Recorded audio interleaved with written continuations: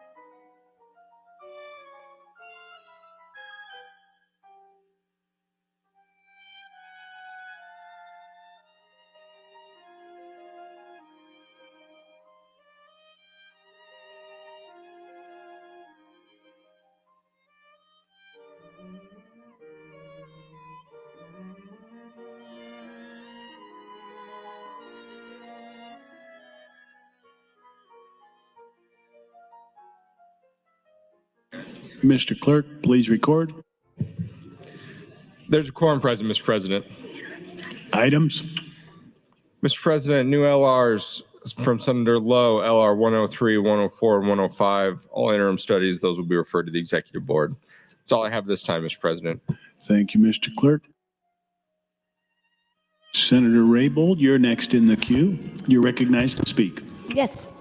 Thank you, Mr. President. I stand in support of LB 198, and I want to address in particular LB 249 when it comes to affordable housing and say I supported 100%. Working with NeighborWorks has been a terrific organization throughout our state that are experts at getting affordable housing done, particularly in our rural communities. And I do support the additional funding that allows those developers of affordable housing, low-income housing, or workforce housing to actually bridge that financing gap to complete these projects for the communities that are desperately asking for more affordable housing.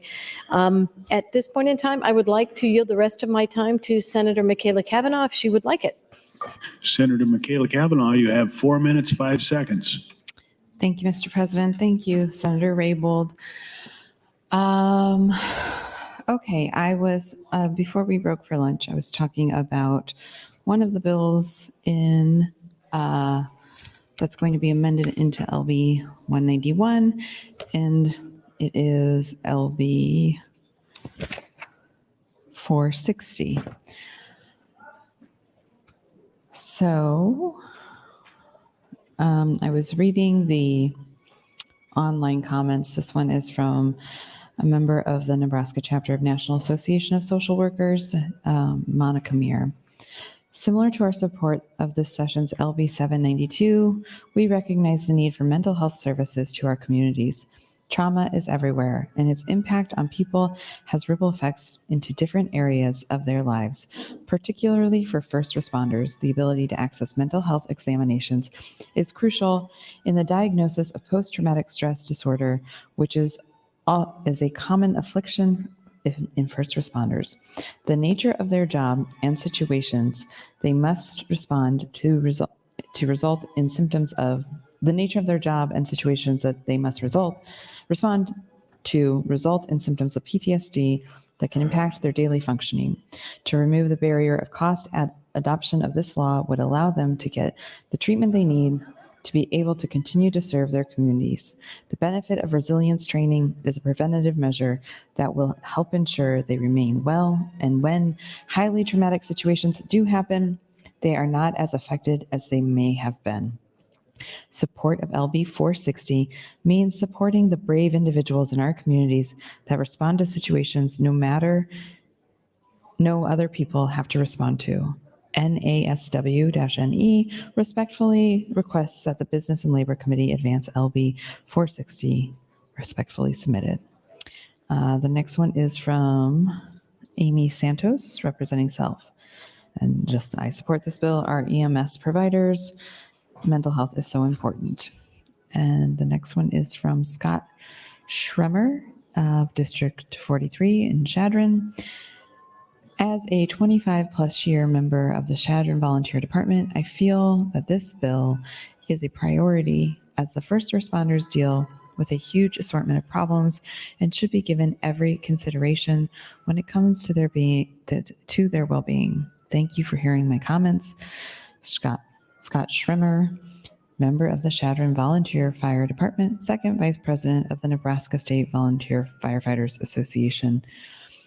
This does remind me, Senator McDonald, of your bill that passed into law and then was never enacted to help with the volunteer firefighters in Nebraska. 1 minute. And then you reintroduced it to try and get some more teeth to it. And I'm wondering, maybe we could do it with this new administration, go back to your volunteer firefighter reimbursement rate bill and actually get that done. I mean, it technically is a law already that Senator McDonald got passed before I was even here in the legislature. But sometimes laws are taken as mere suggestions. Okay, 1 minute left. So We are on the IPP motion 350, and we started this at 114, I think is when we started back up. And that was all the online comments for LB 460. So next time on the mic, I will be moving to a different bill for online comments to share with That's you your all. time, Thank Senator. you. Thank you, Senator Kavanaugh. Senator Hansen, you are recognized to speak. Thank you, Mr. President. Good afternoon, colleagues. I at least want to fill people in on LB 671, which is a portion of the underlying bill, LB 191. LB 671 is an update to the purposes allowed for by Nebraska's Training and Support Cash Fund. Currently, this fund is used for the administrative cost of state unemployment insurance tax liability and payments, along with administrative costs for both the State Unemployment Insurance Trust Fund and the Nebraska Training and Support Cash Fund. It also supports job training programs, recruitment efforts, a common web portal, studies on Nebraska's workforce, and the payment of unemployment insurance benefits. So now this is where LB 671 comes in. Pertaining to that bill, the governor has proposed an additional $10 million to the Nebraska Department of Labor in the budget for workforce development. This funding is intended to be focused on job retention and will be awarded through the Worker Training Board separately from the existing funds in the Nebraska Training and Support Cash Fund. It would clarify that the existing Nebraska Worker Training Board program can be utilized not only for the recruitment and training of workers, but also for the retention of workers. If passed, the Nebraska Worker Training Board would review the current guidelines that apply to grant applicants. This is already a part of the existing process and would not cost the department anything to implement. The specific rules for what factors should be included in job retention programs would be addressed with guidelines the board adopts. They would control who meets eligibility requirements, with the intention to encourage the creativity of employers. So with that, I would appreciate your green vote on LB 191. And I'll yield the rest of my time to Senator Michaela Kavanaugh if she so chooses. Senator Kavanaugh, you have 3 minutes, 15 seconds. I am delighted. Thank you, Senator Hansen.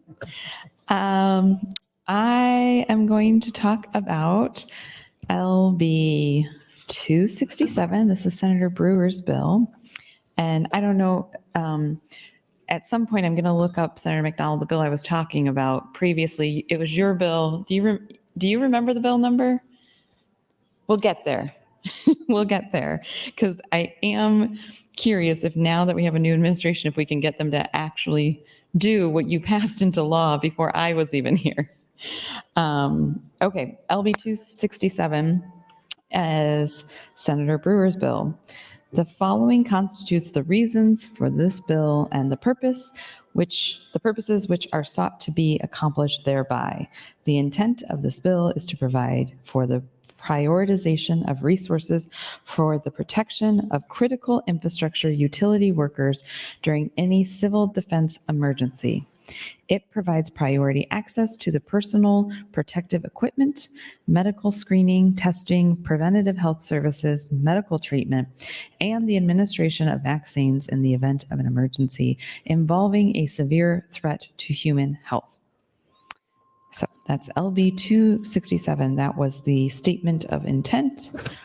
It has a fiscal note attached, and let's see here. It has a fiscal note from our fiscal office, and then from the Nebraska Military Department, the Nebraska Power Board Review, and the MUD.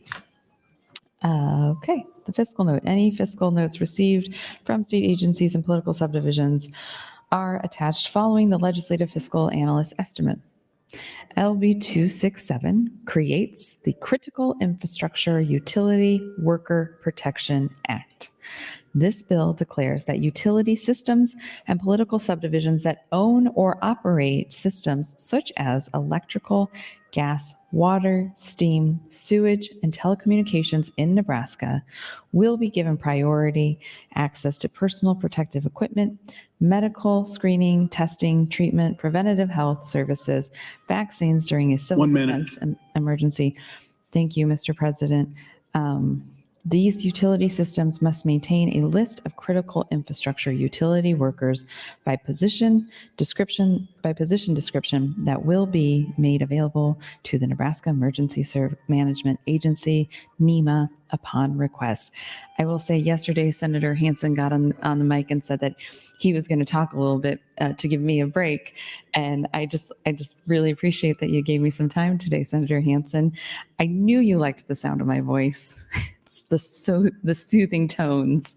I might at some point go back to trying out variations of my reading voice as I did yesterday. But for now, I'm going to just stick with this tone for as long as I can. I'm trying to be loud enough that That's your time, people Senator. can hear me. Thank you, Mr. President. Thank you, Senator Kavanaugh. Senator Reapy, you're recognized to speak. Thank you, Mr. President. I would like to present LB 666, which amends provisions of the Employment Security Act, or the law providing flexibility to Nebraska employers and reducing costs to the Department of Labor. Recently, the Nebraska Department of Labor launched a new unemployment tax system. Part of that modernization system allows for secure electronic delivery of all documents. However, Nebraska law requires the department to send unemployment determinations of liability and combined tax rate by regular mail. LB 666 allows employers to elect the method that they want to receive documents from the department, defaulting to regular mail unless the employer otherwise elects. Automatically, 666 extends the current deadline for employers to make voluntary contributions to the department. Under the current law, employers covered by the Nebraska Employment Security Law are assigned a tax rate based on their experience rating. There are 20 different tax rates that may be applied to any employer depending upon their experience rating. An employer may pay a voluntary contribution to the department to buy down to the next lower rating. This payment is due by January 10th each year. LB 666 extends this deadline to February 28th. This gives employers more time to review their assigned tax rate and make an informed decision to buy down. LB 666 provides flexibility to Nebraska employers and reduces cost to the department. Thank you for your time, and your appreciation on a green vote is appreciated. Thank you, Senator Reapy. Senator Breezy, you're recognized to speak. Thank you, Mr. President. Good afternoon, colleagues. I rise in support of LB 191 and the amendment that we'll be talking about here at some point. And specifically, I want to speak to the rural workforce housing provisions of that amendment. These provisions tweak the rural workforce housing program to streamline the program and make it more efficient. These provisions are generally based on a bill I introduced, LB 249, and a bill that Senator Eibach prioritized. I first want to thank Senator Eibach for prioritizing this bill and helping it get to the floor. And I especially want to thank Chairman Reapy and members of the Business and Labor Committee for putting these provisions in the package. LB 249 was a bill to make improvements to the rural workforce housing program that would shorten development times and cut unnecessary red tape for developers. The bill was initially voted out of committee unanimously. I believe there were 11 testifiers in support of the bill. There was one opposition testifier with whom we were able to reach an agreement after tweaking the bill, and I believe they were in support of it at this point. The Rural Workforce Housing Program is a proven tool used by the state to develop workforce housing in rural areas of 100,000 people or less. Since its creation in 2017, the program has produced more than 800 units of housing in nearly 24 communities across the state. So what do these provisions relative to LB 249 do in this amendment? Section 18 of the amendment would add eligible activities in the program to include the extension of sewer and water lines in support of workforce housing development. Second, it would allow any organization to submit multiple applications per funding cycle. Finally, it would also increase the maximum amount of funds awarded to any applicant from $1 million to $5 million over a 2-year period. Where I come from, the average person on the street is going to tell you the 3 biggest issues facing rural Nebraska are property taxes, housing availability, and childcare. And I think it's fair to say that the lack of available housing in rural Nebraska and across our state is choking off economic growth in our state. And this is one of those provisions that can help us address the issue. It's intended to make the program work more efficiently to better address the needs of the participants. And the changes to the program proposed in this legislation have been informed by the housing developers and stakeholders in the housing arena. In addition, the Department of Economic Development has been consulted as well. The changes also align with the recent 2022 Nebraska Strategic Housing Framework developed by the Strategic Housing Council and signed off on by the governor's office. And I would note that we are not asking for additional funding in this legislation, but it's my understanding that the Appropriations Committee will be proposing additional funds be put into this program when we do talk about the budget. So I would encourage your support for the amendment to LB 191 and the support of LB 191 when we get there. Thank you, Mr. President. Thank you, Senator Breezy. Senator McDonald, you're recognized to speak. Thank you, Mr. President. Good afternoon, colleagues. I'd like to thank Senator Reapy for his assistance in the work on LB 460 and the members of the Business Labor Committee. LB 460 relates to mental health and injuries or mental illness for all of Nebraska's first responders pursuant to the Nebraska Workers' Compensation Act. The bill provides for reimbursement by the Department of Health and Human Services for costs of mental health examinations and resiliency training to the extent not reimbursed by the first responder's employer. This quite simply is a cleanup bill on LB 963 passed in 2020.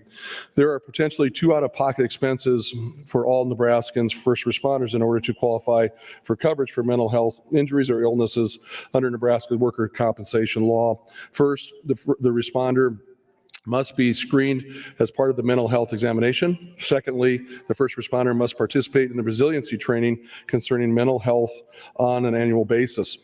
When LB 963 was passed, the language in the legislation required the Department of Health and Human Services to reimburse a first responder for only the annual resiliency training, if not reimbursed by the first responder's employer. This bill requires the Department of Health and Human Services to reimburse a first responder for the mental health examination and the resiliency training, if not reimbursed by the first responder's employer. This legislation, just like the latest legacy of legislation adopted for Nebraska's first responder, applies to both volunteer and career firefighters, paramedics, emergency care providers, law enforcement. The reason the mental injuries and illness have already been acted upon by this legislature. This bill simply calls for the reimbursement for the mental health examination and the initial resiliency training. This legislation also directs that the reimbursement rate for the mental health examinations be established by the Critical Incident Stress Management Program, whose lead agency is in the Department of Health and Human Services. Presently, only rates for resiliency training are set by the Critical Incident Stress Management Program. Thank you, Mr. President. Thank you, Senator McDonald. Senator Day, you are recognized to speak.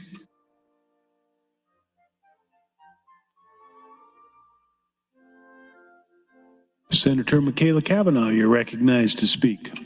Thank you, Mr. President. I was reading about the committee statement for LB 267, and this is a bill that is for utility worker protection. And I was reading the fiscal note, but I'm going to shift gears for a moment because not on just away from the fiscal note. So the utility workers made me start to think about our public power in Nebraska, and thought I'd just take a minute and look up sort of the quick history of Nebraska's public power and share it. So this is from nepower.org. It's the public power history. The city of Crete formed the state's first electric department in 1887. About the same time, farmers in western Nebraska were devising ways to store water for their irrigation needs. By the early 1930s, Nebraska had several hundred municipal utilities and 42 shareholder-owned electric companies. Several large hydropower projects were being built. In 1933, the Nebraska Legislature created the state statutes that govern public power districts. And between 1934 and 1946, investor-owned utilities were absorbed by public power districts. George Norris, a U.S. Senator and Congressman from Nebraska, believed government should serve the needs of the ordinary citizens, and electricity was a right of the people. As a senator, Norris, from 1861 to 1944, helped create the Tennessee Valley Authority, the Rural Electrification Act, Nebraska's unicameral, and the state's public power system. He understood that local ownership led to electricity that was more reliable and less expensive compared to electricity produced and delivered by shareholder-owned utilities seeking to profit from the service. His wisdom and commitment to improving the lives of America's working men and women is evident today in every farm light, production line, home, business, and computer workstation. Today, Nebraska's public power utilities monitor more than 27,000 miles of power lines. That's enough to span from New York to Los Angeles 10 times. From small towns to big cities and all the miles in between, public power is part of our good life in Nebraska. Interestingly, Senator Wayne has introduced legislation to create the opportunity for broadband to be a public good, a concept I find quite fascinating. And I think that a lot of the similar arguments could be made about why broadband should be a public good, just as power was a public good, because it is something that benefits the people, all of the ordinary citizens. And, you know, sometimes when we have things that are driven by profit margins, then we are, which you'll hear when we get back to the BEAD bill, the talk about overbuild and underbuild and underserved and unserved. These are all terms that kind of feed into our broadband problem, because we are dealing with what is essentially being treated as a public good in that the government is investing significant resources into it, but is also driven by private industry. And so we have to walk that line of how to support private industry with what is sort of a public good and using significant public dollars to do that. That's 1 minute. Thank you, Mr. President. So anyways, George Norris, we're in the George Norris chamber. George Norris was clearly an innovator in his time and now.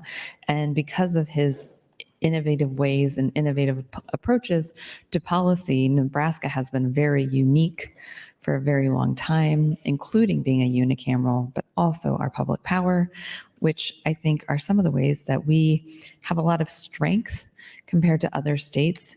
And when we legislate, we do it in such a different way that really makes Nebraska stand out in the country, and that we are able to be innovative.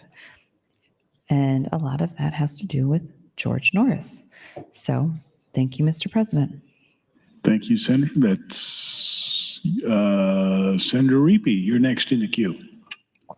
Thank you, Mr. President. I'd like to take this opportunity to present LB 427, which standardizes the fees for in-state and out-of-state contractors and eliminates the addition of fee for each additional project assessed against out-of-state contractors under the Contractor Registration Act.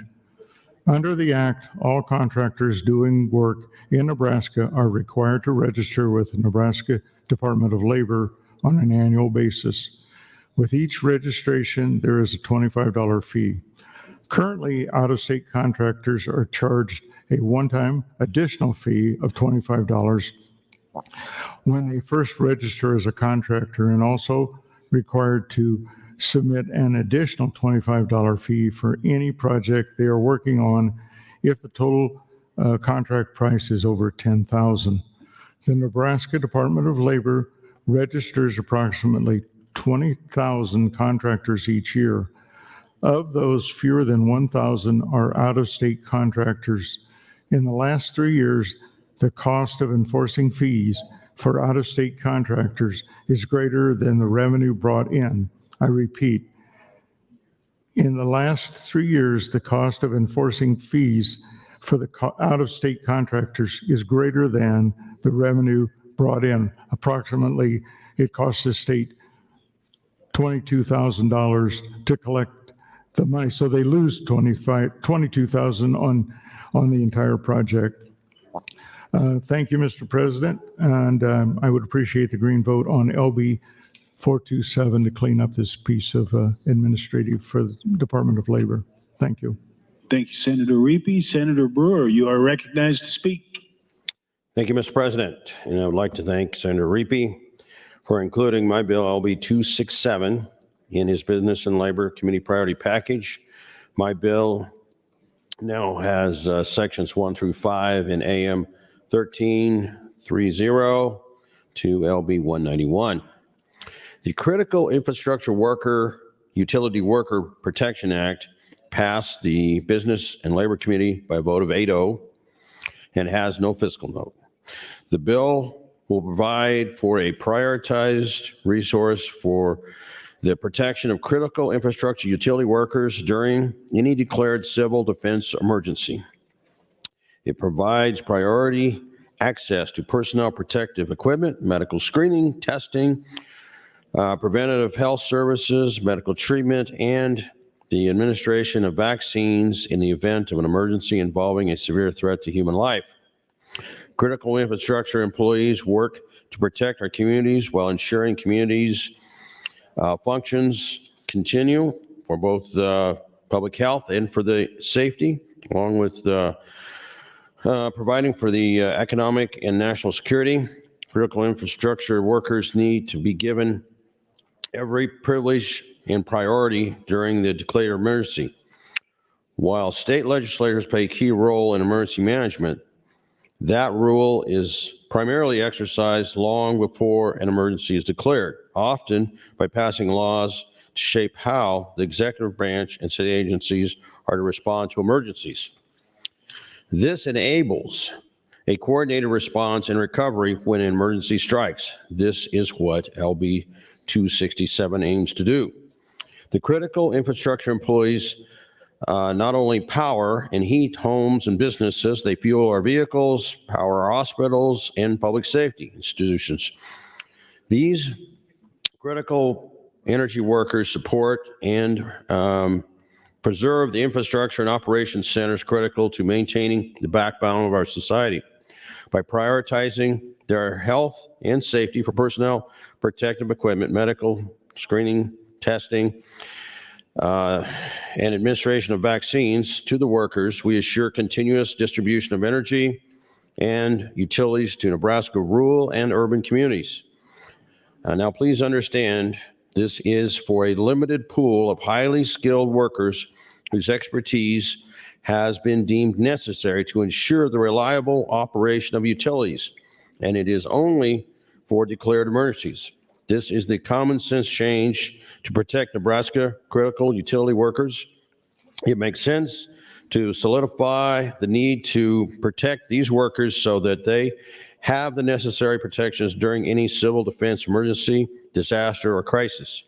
These critical employees are our backbone. We ask for your support on LB 267. Thank you, Mr. President. Thank you, Senator Brewer. Senator Raybold, you're recognized to speak. Thank you, Mr. President. I would like to yield my time to Senator Michaela Cavanaugh.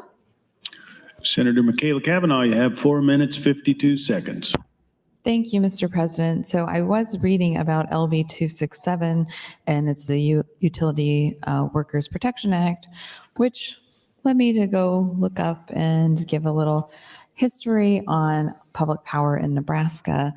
But Then I started talking about George Norris, and I thought I should look up a little bit more about George Norris, who the chamber is named after, the founder of the unicameral.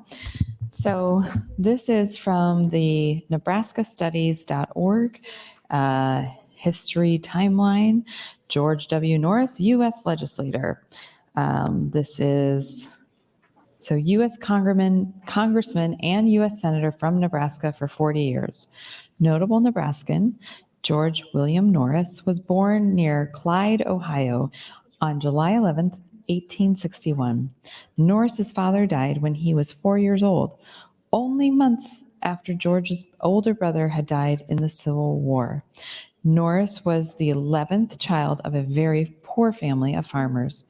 George's mother, Mary, encouraged him to continue his education to help him escape that poverty.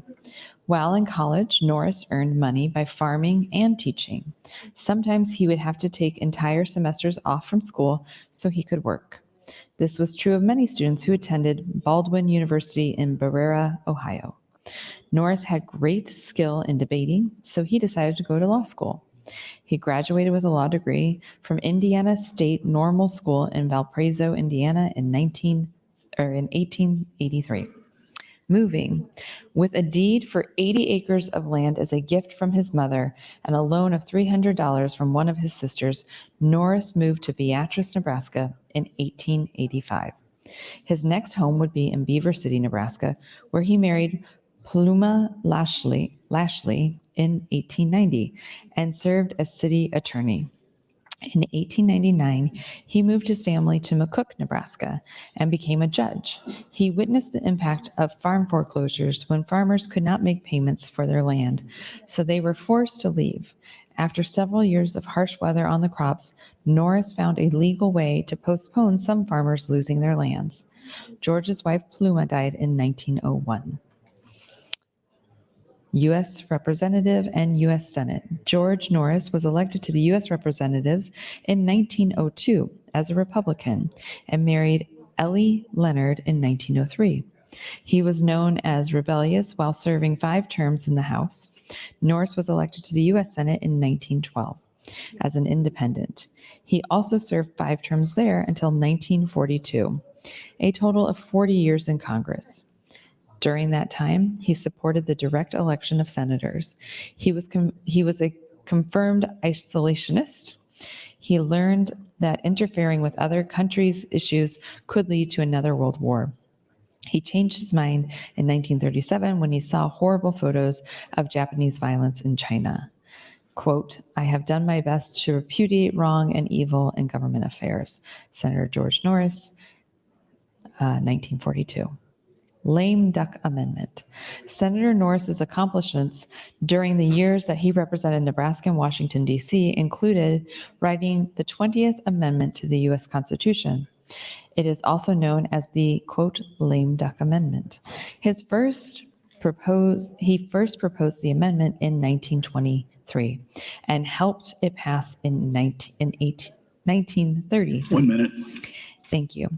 A lame duck is someone who is about to leave office. Often not much gets done in the time between either losing and the next election or announcing that he or she won't be running again. Sometimes other politicians practically ignore the lame duck official, making government very unproductive. The 20th Amendment shortened the amount of time between the November election when the newly elected politicians took office. It called for the newly elected Congress to begin their work on the first Monday in January and the new president to be inaugurated about 2 weeks later. Then there's the Tennessee Valley Authority, which I'm probably about out of time, so I will save that for my next time on the microphone talking about George W. Norris, the founder of the Nebraska unicameral and the Tennessee Valley Authority, which is all That's your taken time, Senator. Thank you. Thank you, Senator Kavanaugh. Senator Walls, you're recognized to speak. Thank you, Mr. President. I am really interested in especially the LB 249 that's wrapped up in this package. And as a realtor, I'm interested in rural workforce housing and at times represent developers.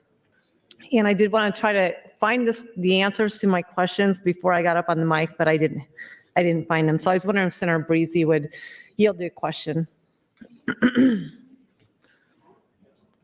Senator Repe, would you yield to a question? Breezy. Senator Breezy, excuse me.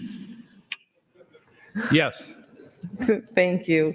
Senator Breezy, I'm just curious, again, I represent developers and was wondering if you could tell me what the opposition was in the bill during the hearing.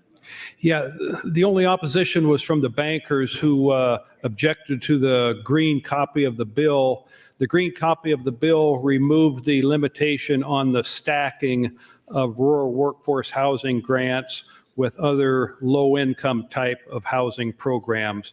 They objected to the removal of that prohibition on stacking. And so we backed away from that, and I think we found some middle ground on that, essentially. The current version, what we have in this bill, will allow that stacking if the level of individual income for those folks that are living in those units is not limited to something less than 100% of the area median income. So the current language still prohibits stacking if it forces income limits to less than 100% of the area median income. The bankers didn't want to really confuse affordable housing programs with rural workforce housing programs. They point to the success of the rural workforce housing programs in providing housing development for some of the populations they're trying to target. You know, the example would be school teachers, healthcare employees, et cetera. Okay, I appreciate that. And then just one other quick question, and I didn't hear the whole opening that you had, but you said something about submitting multiple applications, and I was just curious what that meant. Or is it still what you were talking about? Yes, I think at this point, a nonprofit is limited to one application per cycle.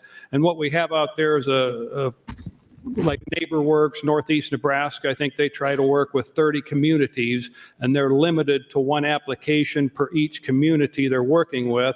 So it's my understanding, according to the testimony, under the current program, they can't apply as per more than one community. And I was a little surprised by that, but that's what the testimony was. And this would allow them to apply relative to multiple communities in the same cycle. Okay, that's very helpful. Thank you, Senator Breezy. Thank you. Thank you, Senator Walls and Breezy. Senator Michaela Cavanaugh, you're recognized to speak. This is your last time before your close.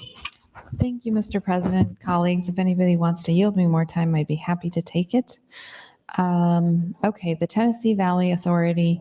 So I was talking about LB 267, which is in the committee amendment, which is the Critical Infrastructure Utility Workers Protection Act. So the Tennessee Valley Authority, this is in the nebraskastudies.org. Senator Norris is credited with planning the Tennessee Valley Authority, or TVA, which provided flood control and created electricity in the region drained by the Tennessee River. The TVA provided a series of dams, which not only brought flood control, but also water to farmers during drought, as well as electricity to those who could not otherwise afford it, especially in rural areas. Norris believed that the federal government should control natural resources so the greatest number of U.S. citizens could benefit. Norris fought to preserve and complete the work of the TVA to put this belief into action. The TVA was a forerunner of the Rural Electrification Act, which eventually brought electricity to farms and ranches across the nation. The TVA provides a series of dams, which not only brought flood control, but also water to farmers. Oh, I think I already said that part. Okay, then there's the Nebraska unicameral. Senator Norris wrote and promoted the Nebraska constitutional amendment that created the unicameral legislature in Nebraska. Nebraska has the only unicameral in our 50 states. Norris was interested in the unicameral he saw in Australia in 1931. He promoted the adoption of a unicameral system by visiting every section of Nebraska. The unicameral was approved by the voters in 1934 and started in 1937. Senator Norris always thought it was pointless to have two groups of elected officials doing the same thing and thereby wasting money. The results appear to have proven him right. Before I go on to the next part of his life, I like that he was very pragmatist and that he wanted smaller government, and so he worked to make smaller government happen. And that's why we have a unicameral, so that we were wasting less government money by having smaller government. Retirement. In 1942, Norris was not reelected, so he retired to McCook, Nebraska, where he wrote his autobiography, Fighting Liberal. It was published a year after his death. George Norris died at his home at the age of 83 on September 2nd, 1944. He left a legacy of integrity and efficiency in government. In 1961, George Norris was the first person inducted into the Nebraska Hall of Fame. In 1961, that's just repeating that again. Okay. Learn more about him and all its members. But actually next on this Nebraska Studies is Millie Brown, Omaha Star founder. Omaha Star is a news publication in Omaha. And I think they now are online. I actually should look, but forever they were not online and it was only in paper. I'm going to look and see if they have a website now. And I remember anytime trying to get, they are online, anytime trying to get anything published in Omaha Star, you had to like literally print it off. And if you wanted a picture published with it, you had to turn in the photo, like a printed photo, and give it to them. 1 minute. You would not get the photo back. So various jobs that I've had over the years, I was tasked with having things put into the Omaha Star, and that was the process. But they now have a website and are online, and I haven't looked at it in a while, which I should, because it is a great publication. It's mostly a community publication, but I think it also has other notable news. So Mildred Brown was the Omaha Star founder. Notable Nebraskan Mildred Brown was born in Bessemer, Alabama in 1915 to a prominent Black family. Her father was a respected minister. Later, Mildred would become a well-known and admired civil rights activist and leader of the African American community in Omaha. At the age of 16, in 1931, Mildred graduated from Miles Memorial Teachers College in Birmingham, Alabama. That's your time, Senator. Thank you, Mr. President. Thank you, Senator Kavanaugh. Senator Day, you're recognized to speak. Thank you, Mr. President. I yield my time to Senator Michaela Kavanaugh. Senator Kavanaugh, that's 4 minutes, 54 seconds. Thank you, Mr. President. Thank you, Senator Day. So I was reading about Mildred Brown. At the age of 16, in 1931, Mildred graduated from the Miles Memorial Teachers College in Birmingham, Alabama. She became an English teacher after marrying S. Edward Gilbert. In 1936, she moved with him to Chicago and then Des Moines. There she attended Drake University in journalism. The couple moved again, this time to Sioux City, Iowa, where Gilbert became the editor of The Silent Messenger. Mildred sold ads and wrote copy for news stories. This experience prepared them for creating their own newspaper, the Omaha Star. Soon after working in Sioux City, Mildred and Edward Gilbert moved to Omaha, where she sold ads for the Omaha Guide. By 1938, the couple were ready to start their own paper, the Omaha Star. On July 9, 1938, the first issue of the Star was published. 6,000 copies were printed and sold for 10 cents. Mildred was the advertising manager and financial secretary. She sold ads to local and national companies and kept track of bills and payments for the paper. Edward was the general manager. He made sure the articles were ready for print. In 1943, Mildred and Edward divorced. Edward left the paper, and Mildred was in charge of everything as the advertising and general manager. In 1945, the Omaha Star was the only remaining African American newspaper in Omaha. Positive news. The Omaha Star brought joy and happiness with upbeat news about the Black community. Positive role models were celebrated, families were honored, and individual accomplishments such as new jobs or graduation from high school or college were common features. The Omaha Star reported local as well as national news with Black perspectives.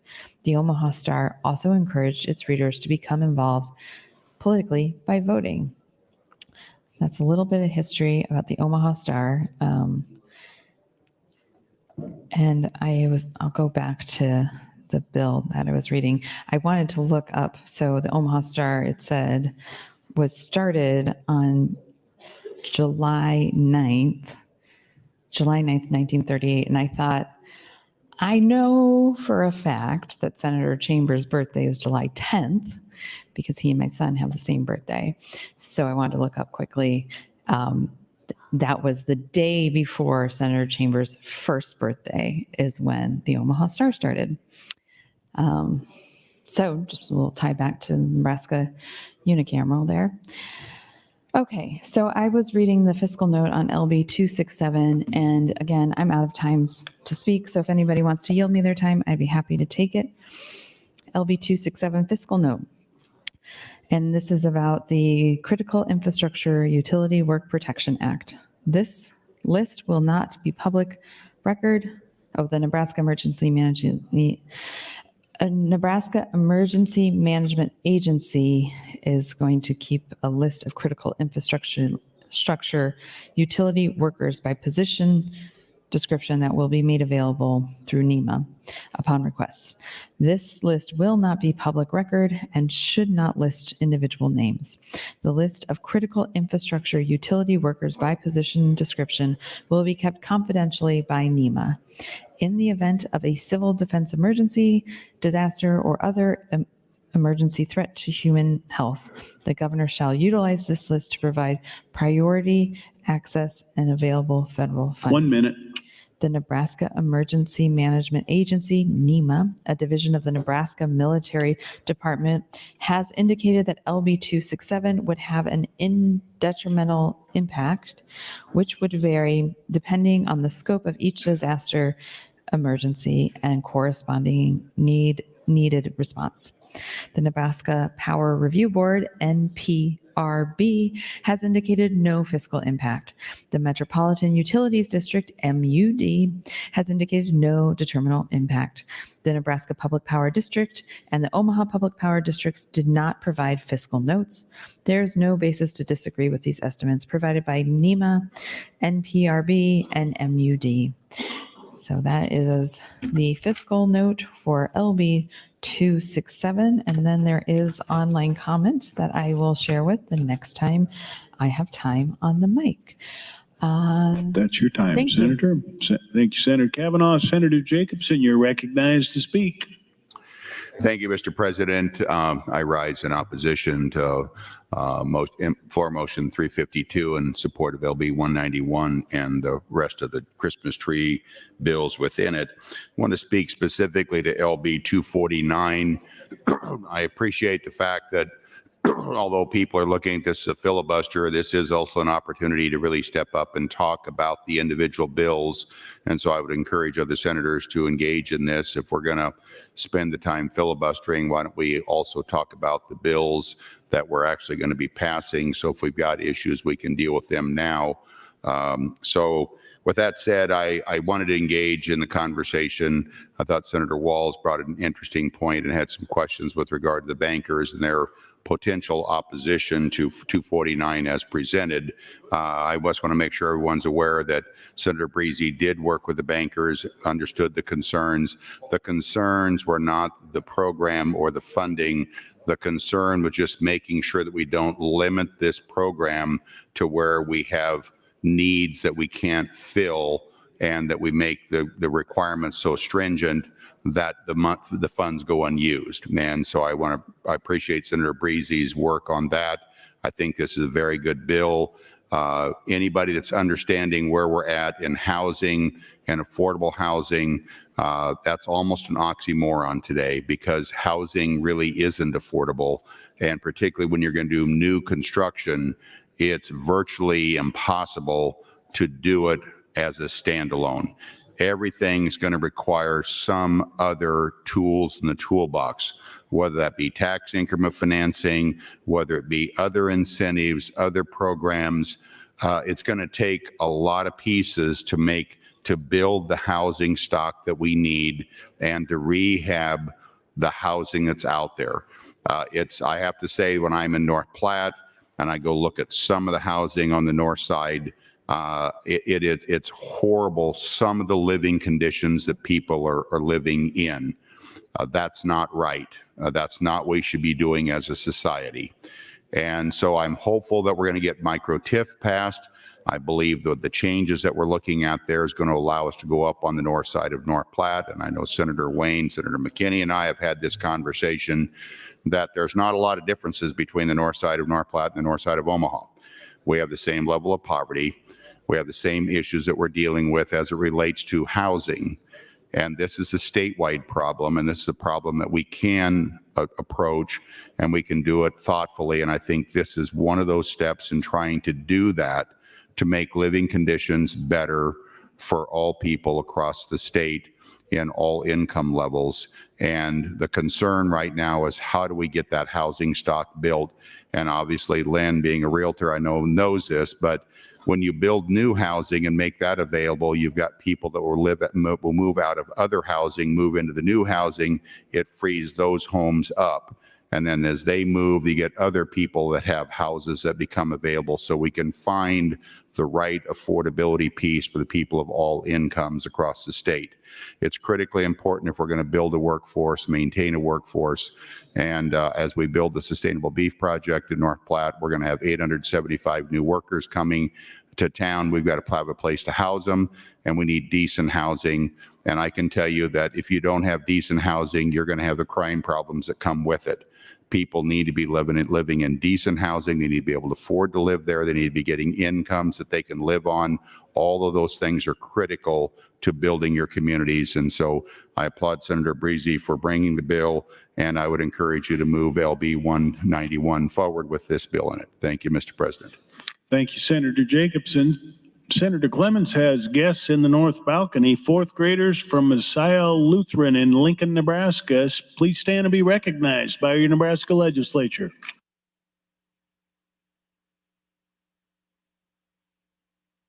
Senator Day, you are recognized to speak. Thank you, Mr. President. I yield my time to Senator Michaela Kavanaugh. Senator Kavanaugh, you have 4 minutes, 50 seconds.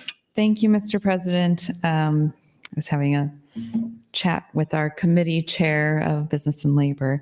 Okay, so the comments for LB 267. This one is from Donna Garden and from Lincoln, Nebraska. I write today on behalf of the City of Lincoln in support of Legislative Bill 267. The City of Lincoln thanks Senator Brewer for introducing this proposal. The City of Lincoln owns and operates critical life-sustaining systems for both public health and protection of our environment. Our water and wastewater systems must function every minute of every day. This cannot be accomplished without trained, professional employees dedicated to this service. LB 267 provides necessary protection to these critical utilities, workers as defined within the bill, and guidance on the essential critical infrastructure workforce. Version 4.1 as released on August 5, 2021. By the United States Department of Homeland Security, Cybersecurity, and Infrastructure Security Agency. This bill would ensure that during an emergency, critical utilities such as water and wastewater would have priority access, at least equal to that provided to the hospital and medical personnel, law enforcement personnel, or other emergency responders. This includes, but is not limited to, PPE, vaccines, medical, state, and federal funding. These protections were found necessary during the COVID pandemic. Lincoln Water Systems sequestered these critical employees to prevent any disruption in our utilities' critical operation.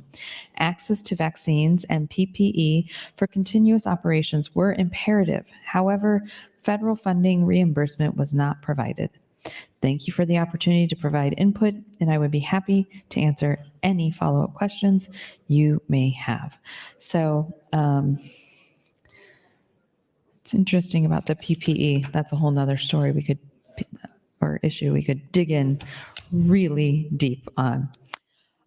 This letter comes from Rick Kubat, St. Joan of Arc alumni, from Omaha, Nebraska, representing the Metropolitan Utilities District.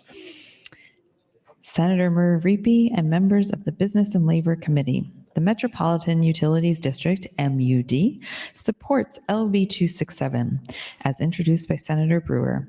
MUD supports LB 267 to provide for the prioritization of resources for the protection of critical infrastructure utilities workers during a civil defense emergency.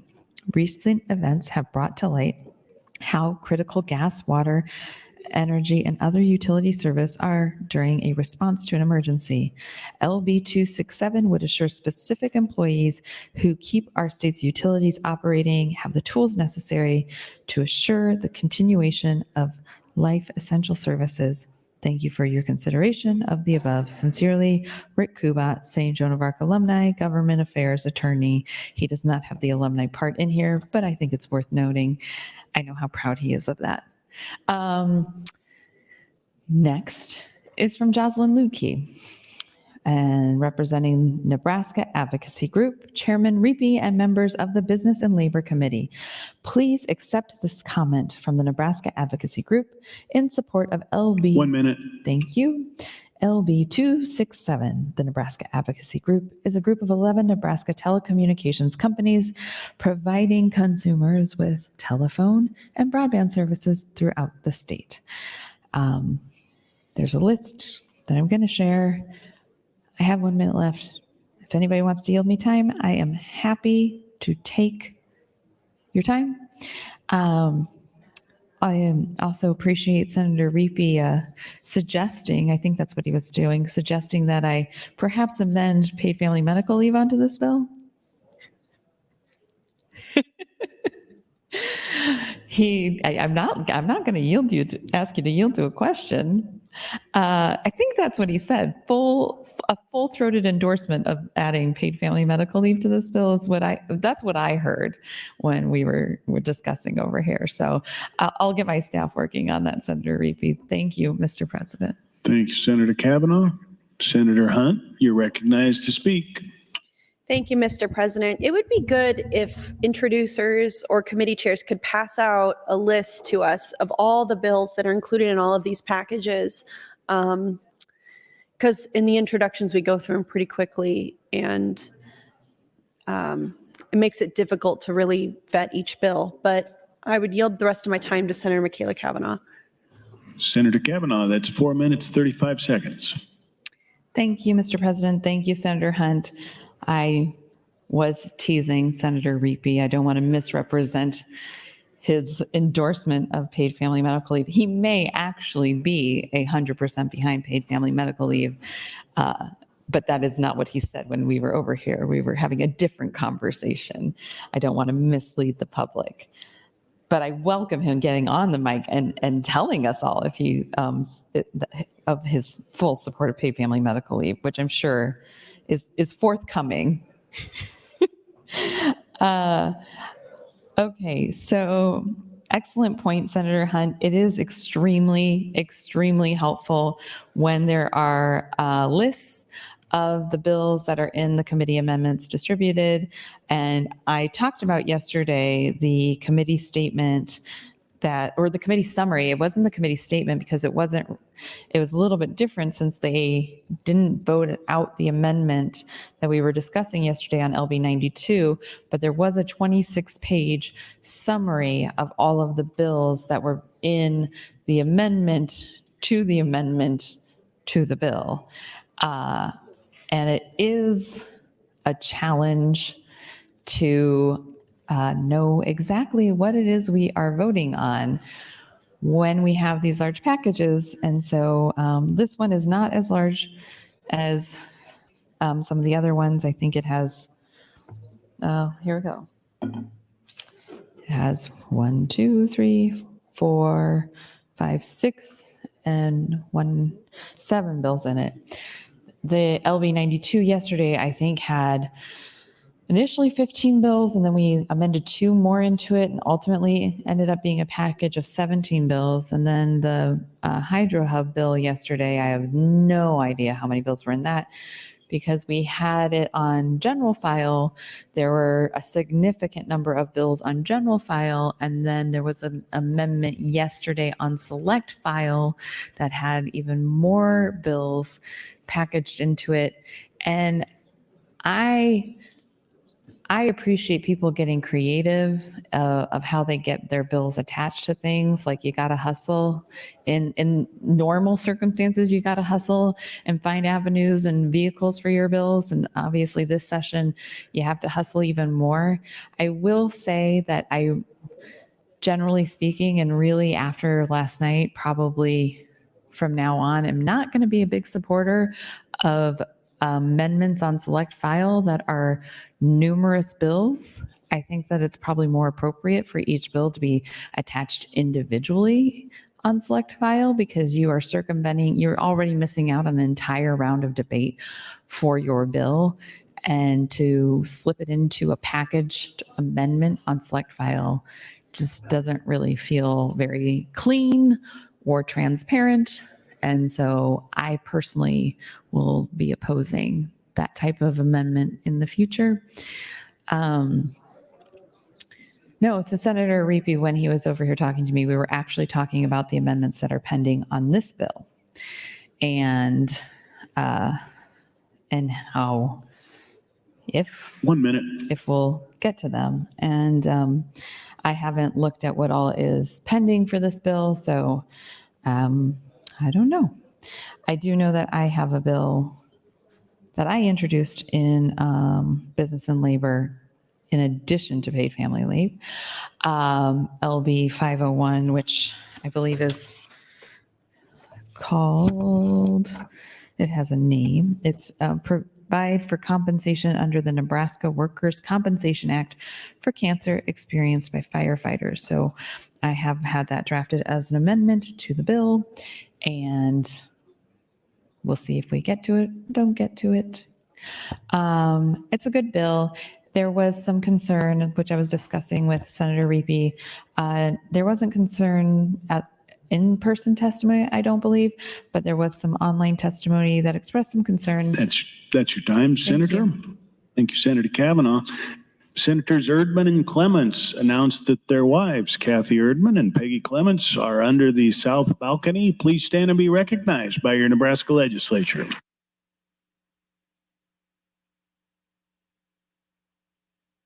Senator Day, you're recognized to speak, and this is your last time on the motion. Thank you, Mr. President. I yield my time to Senator Michaela Kavanaugh. Senator Michaela Kavanaugh, you have 4 minutes, 55 seconds. Thank you, Mr. President. I don't know is the answer to Senator Frederickson's question, because I wasn't really sure what the question was. But what was I talking about? Goodness gracious. All right. Well, whatever I was talking about. Oh, there was opposition, online opposition to my bill, LB 501, and I haven't had a chance to look it over closely enough. But for those that opposed it, take a look at the pending amendment and let me know if it addressed your opposition, because I did intend to address your opposition. I know that there were some points made that I think had merit. So whenever we can work together to compromise, I think that we should. Okay. So back to, I was reading the comments for LB 267. It started on Jocelyn Ludke.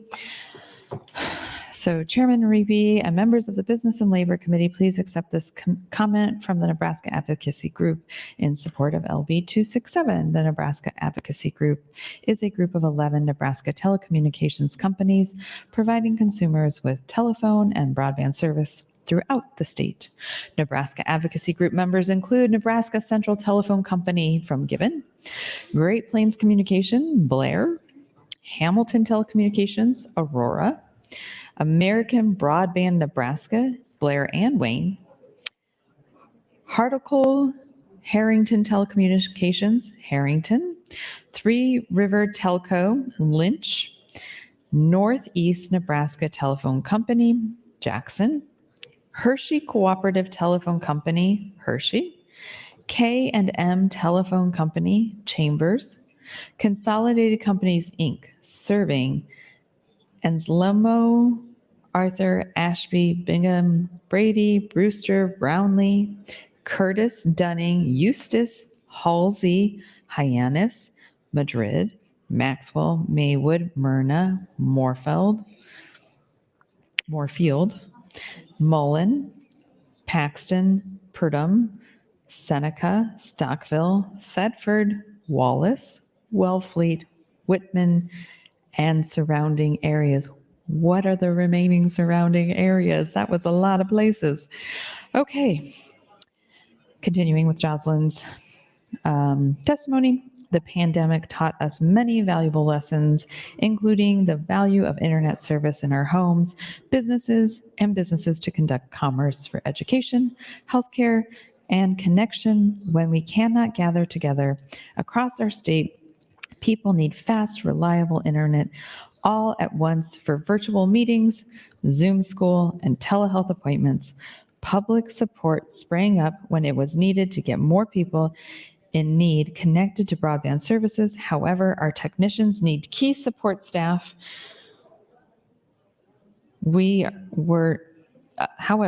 Technicians and key support staff were not prioritized to receive safety equipment and personal protective equipment when they need it most. Our work sometimes requires us to enter the homes of customers where we maintain safety first. Having a responsible plan in place to prioritize limited resources during an emergency makes common sense. Please support our telecommunications infrastructure. Thank you. Infrastructure workers and LB 267. Sincerely, Jocelyn Ludke, Zolkowski Weber. I don't know where she graduated from grade school. Only Rick Kubat. Okay. I'm out of times to talk, so if anybody wants to yield me their time, I am happy to take it.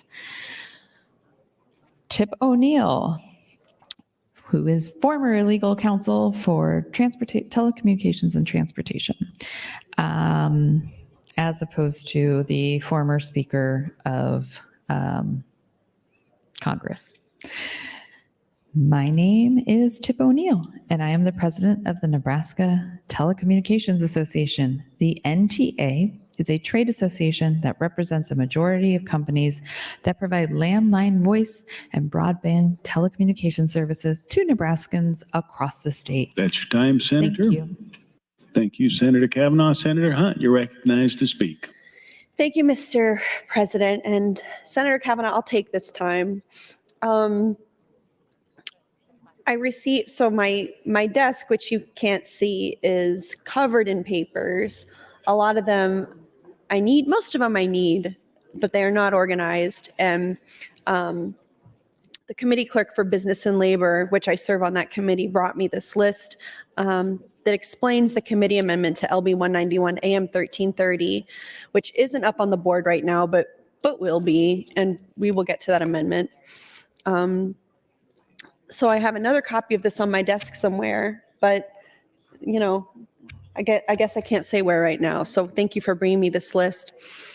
We advanced these bills just a couple days ago, putting them together in a committee package. We hollowed out LB 191, which I was originally opposed to, and we added some bills that were mostly non-controversial. Some of them did not have consensus, but we added several bills to that shell bill. The Business and Labor Committee filed AM 1330, which includes a striking provision of LB 191 in its entirety. It also includes provisions of LB 267, 460, 639, 671, 666, 427, and amended provisions of 249. So a summary of these bills and their voting outcomes. LB 267 was introduced by Senator Brewer. This is the one I remember most well, to adopt the Critical Infrastructure Utility Worker Protection Act. I really support this bill. It was introduced by Senator Brewer and provides for the prioritization of resources for the protection of critical infrastructure utility workers during any civil defense emergency. It provides priority access to personal protective equipment, medical screening, testing, preventive health services, medical treatment, and vaccines in the event of an emergency involving a severe threat to human health. So I think that a scenario like this would probably be a pandemic, or maybe some kind of biological threat, biological attack. I wasn't sure, from the testimony and from the bill, what this could necessarily be other than like some kind of biological warfare threat or pandemic. And what we know from the last pandemic that we had is the last pandemic, the one, but I struggled because I think that if a bill like LB 267 had been in effect when the last pandemic happened and we were mandated by law to give priority access for personal protective equipment, medication, hospital care, whatever, to these critical infrastructure workers, I don't know if that would have gotten them care any faster. Remember when the pandemic started and people were making homemade masks and mailing them to hospitals, when we saw videos and images of healthcare workers wearing trash bags duct taped together for PPE because they didn't have enough, sterile suits to wear to work. I have a friend who has a critically ill friend who has what's the word? She has one of those illnesses that you don't recover from. And she needed masks, she needed gloves so that she wouldn't get sicker. And we were looking in every Walgreens, every CVS, every Target, every single, Kohl's pharmacy. Thank you, Mr. President. Everywhere we could think of to try and get gloves for her so that she wouldn't, die with this illness that she was already living with. And we couldn't find any. So I support this bill. I think it's good, but I question if we were to have another pandemic, say tomorrow we learned that we're doing COVID-20 and we're doing this all over again for the next 3 years or whatever. I don't know if we learned enough from the supply chain challenges that we had during that pandemic to even implement LB 267 as intended. Would we be able to get these masks, these PPE, this emergency medical treatment? And how, in all of these categories of critical infrastructure workers, do we place emphasis on who gets what first? Because I agree, they should get care first, they should get care as quickly as possible, but there are many categories of people in that critical infrastructure worker bin. So that's your time, Senator. Thank you, Mr. Hunt. President. Thank you, Senator. Senator Michaela Cavanaugh, you're recognized to close on your motion. Thank you, Mr. President. Okay, so I was reading through on LB 267, which is one of the bills amended in here. I'd started on Tip O'Neill's. He's the president of the Nebraska Telecommunications Association. The NTA is a trade association that represents a majority of companies that provide landline voice and broadband telecommunications services to Nebraskans across the state. The NTA supports LB 267 in the case of a civil defense emergency or disaster. The role of critical infrastructure telecommunication workers would be an important priority. These workers could face significant personal risk, and LB 267 would, by offering priority access to personal protective equipment, medical screening, medical treatment, and vaccines, could allow those workers to do what needs to be done to allow important societal functions to continue. Ooh, this bill is about vaccines? Well, look at that. LB 267 amended into LB 191 is about vaccines.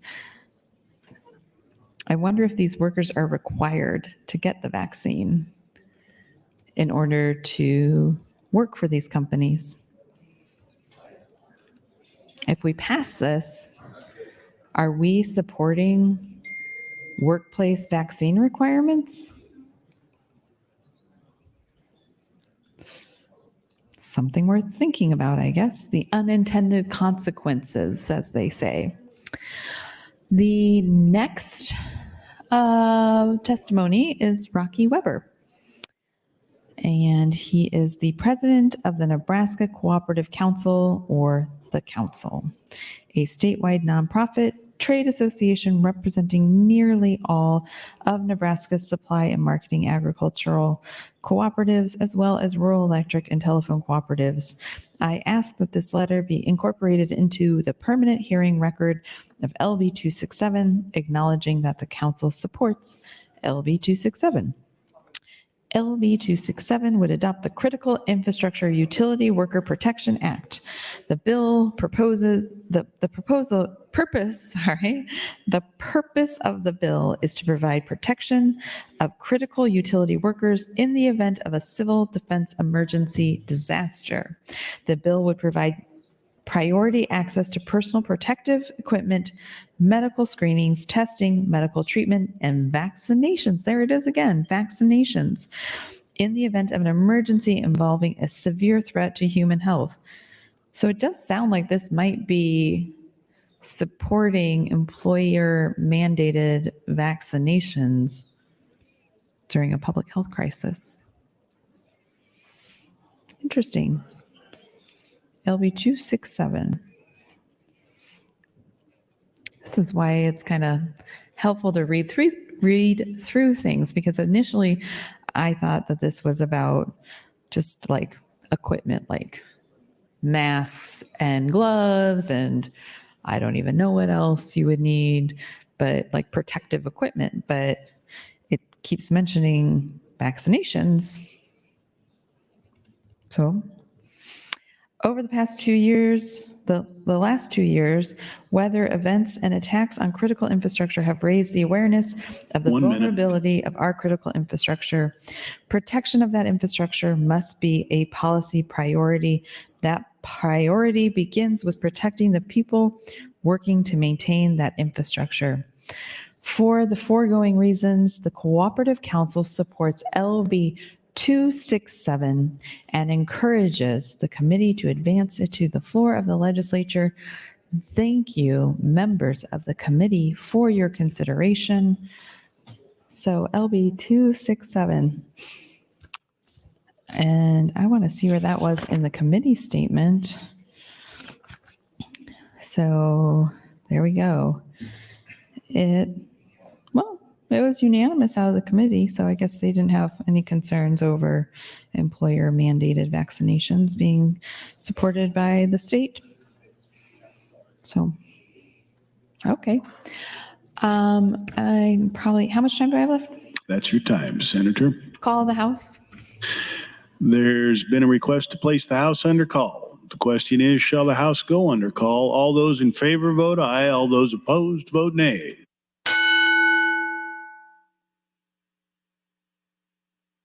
Record, Mr. Clerk. 12 ayes, 3 nays, place House under call. The House is under call. Senators, please record your presence. Those unexcused senators outside the chamber, please return to the chamber and record your presence. All unauthorized personnel, please leave the floor. The House is under call.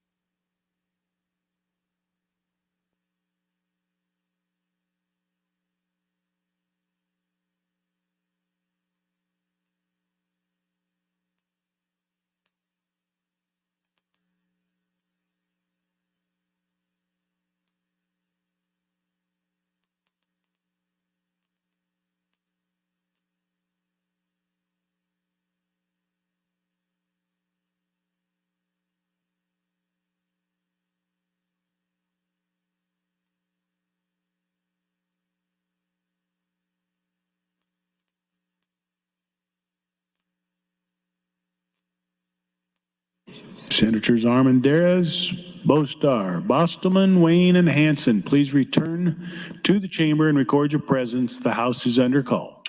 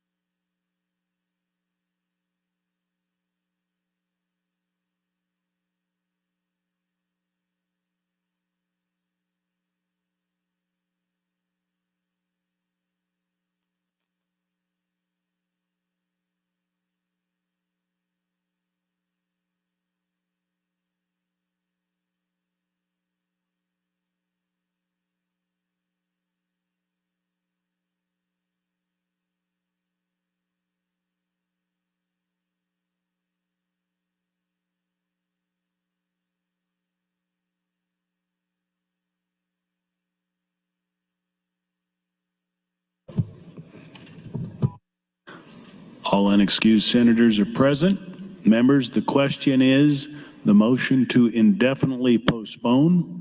All those in favor, vote aye. All those opposed, vote nay.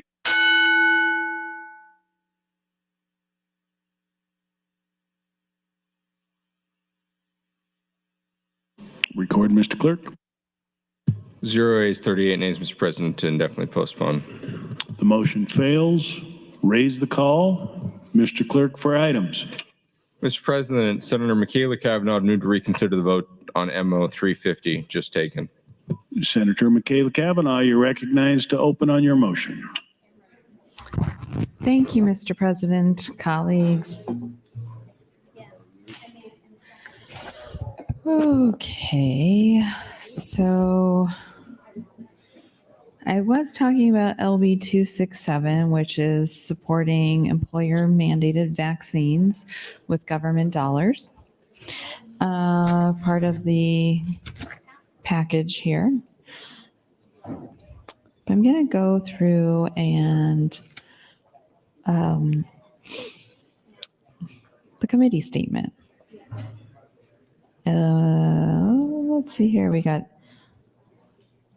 so the underlying bill, and I recognize, I think the amendment, I think Senator Halloran spoke to this in his opening, that, and maybe I'm wrong, that the underlying bill or the amendments address the concerns of the opposition, but there's an opposition testimony here for LB 191. So LB 191 is the provide for confidentiality of and access to certain injury reports under the Nebraska Workers' Compensation Act. And it is a 7-0 bill that had proponents, Senator Halloran. It says District 33.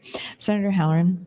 And then Eric Sutton, Nebraskans for Workers' Compensation Equity, Bob Holstrom, Lincoln Chamber of Commerce, Brian Bradley, Independence Insurance Agents of Nebraska. And then the opponents were Brody Ockender, Nebraska Association of Trial Attorneys, Michael Dowd, AFL-CIO, John Lingo, self, Nick Grandinet, Nebraska Appleseed, Mike Dyer, self, Jill Schroeder was in neutral from the Nebraska Workers' Compensation Court. Okay, so that's a fair amount of opposition. The committee statement doesn't usually tell you what the opposition is, and I don't see any letters. So it's a little hard to know here. Okay, so let's see here. This is the underline. Where is the underlying bill? Introduced by, nope, that is my amendment. Okay. I don't think I have a copy of the underlying bill of 191. So I'm going to pull that up and maybe there'll be a little bit more information that we can figure out here. Okay. So, because as it stands, the bill itself had some opposition that I'd like to know more about because it has people who deal with the worker side of the workers' comp and want to make sure that we are not accidentally doing something that is detrimental to our workforce. Okay, so introduced.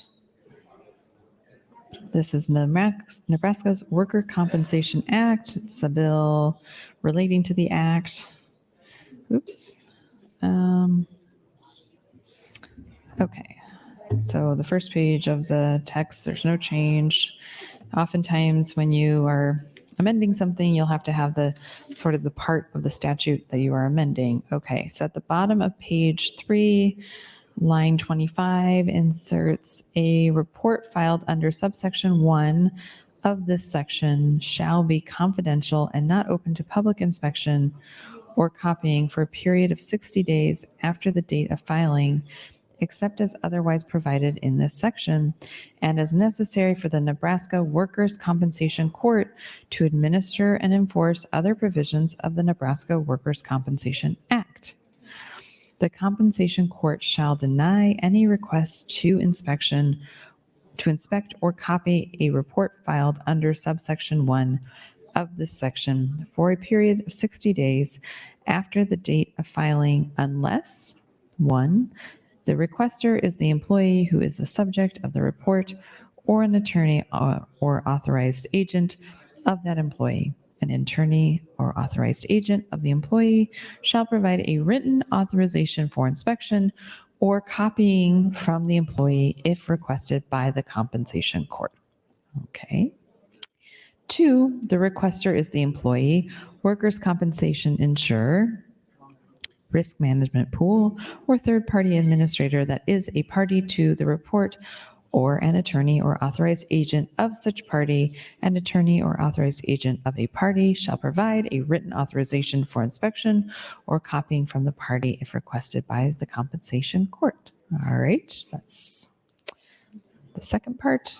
3, the requester is a letter like A, B, C, A, an attorney or authorized agent of an insurer or third-party administrator who is involved in administrating any claim for insurance benefits related to any injury of the employee whose report is filed with the compensation court, or B, an attorney representing a party to a lawsuit filed by or on behalf of the employee whose report is filed with the compensation court, an attorney or authorized agent of such insurer or third-party administrator, or an attorney representing a party to such a lawsuit shall provide a written authorization for inspection or copying from the insurer, third-party administrator, or party as applicable, if requested by the compensation court.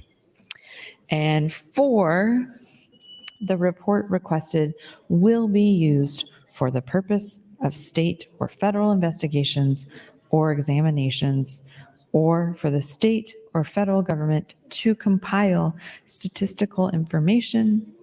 5, the report requested is sought for the purpose of identifying the number and nature of any injuries to an employee of an employer identified in the request, and the compensation court is able to and does redact any information revealing the identity of the employee prior to releasing the report.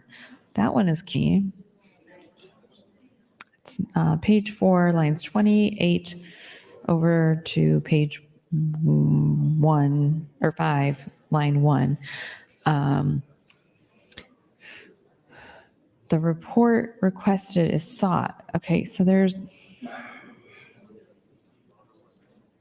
back up to the top as to what the compensation court shall deny any request to inspect or copy a report filed under subsection 1 of this section for a period of 60 days after the date of filing, unless, and then it lists these things, unless these parameters that allow the report to be copied.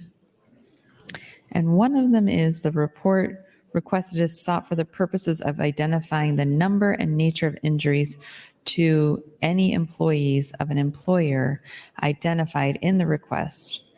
And the compensation court is able to and does redact any information, but it doesn't say who would be requesting. The report is sought for the purposes of identifying, but by whom? Whom? I can never use those correctly. Okay, well I'll put a pin in that question for now. The report requested is a pleading filed with the compensation court or an exhibit. 1 minute. Thank you. Submitted with a pleading filed with the compensation court. Okay. That was number 6. Number 7, the report requested will be used by a nonprofit organization for the purpose of sending condolences to, providing materials for, or offering grief counseling to family members of an employee whose death was caused by a workplace incident? That seems a little odd. What nonprofit organizations need access to workman compensation reports so that they can send condolences?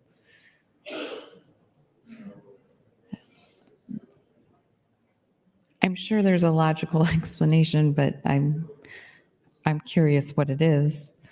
So that's on page 5, lines 5 through 8.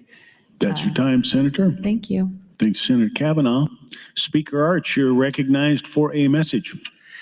Thank you. Colleagues, short announcement to inform you today is Former Legislators Day. Once a year, the Nebraska Association of Former State Legislators hold a meeting at the state capitol, as has been the legislature's tradition. On that day, the legislature has a short ceremony on the floor to recognize our former members, and that will occur today at 4:30. With respect to the rest of the day, I do intend for us to adjourn around 9 p.m. I've been asked if we'll be staying to vote on cloture on LB 191. With the interruption in debate for the 4:30 ceremony today, it's my intention for us to put in most of the time today on LB 191, but complete it tomorrow morning. However, first on the agenda tomorrow morning will be the reorganization issues that we need to address in light of Senator Geist's resignation and the subsequent appointment of Senator Bosson. The three items include: 1, the election of new Transportation and Telecommunications Committee Chair; 2, the replacement of Senator Geist on the Exec Board with a Representative District 1 caucus; and 3, the assignment of Senator Bosson to standing committees. Thank you, Mr. President. Thank you, Mr. Speaker. Senator Michaela Kavanaugh, you're next in the queue. Thank you, Mr. President. So I was reading the underlying bill, LB 191, to try and understand it a little bit better. I apologize. Ooh, sorry. My goodness. Okay. So the underlying bill, yes. So page 5, line 9, subsection-ish 8. Release of the report is ordered by a court of competent jurisdiction. I am assuming that that is defined somewhere what competent jurisdiction means. Any request to inspect or copy a report filed under subsection 1 of this section shall be made in form and matter prescribed by the administrator of the compensation court. Okay, so this is all: the compensation court shall deny any request to inspect or copy a report filed under subsection 1 of this section unless all of the things that I just read. So subsection 1 of this section, I have to go back up to the top to read what that is. Section 1, in every case of reportable injury arising out of and in the course of employment, the employer or workers' compensation insurer shall file a report thereof with the Nebraska Workers' Compensation Court. Such report shall be filed within 10 days after the employer or insurer has been given notice of or has knowledge of the injury. Okay. So back to the committee statement, LB 991.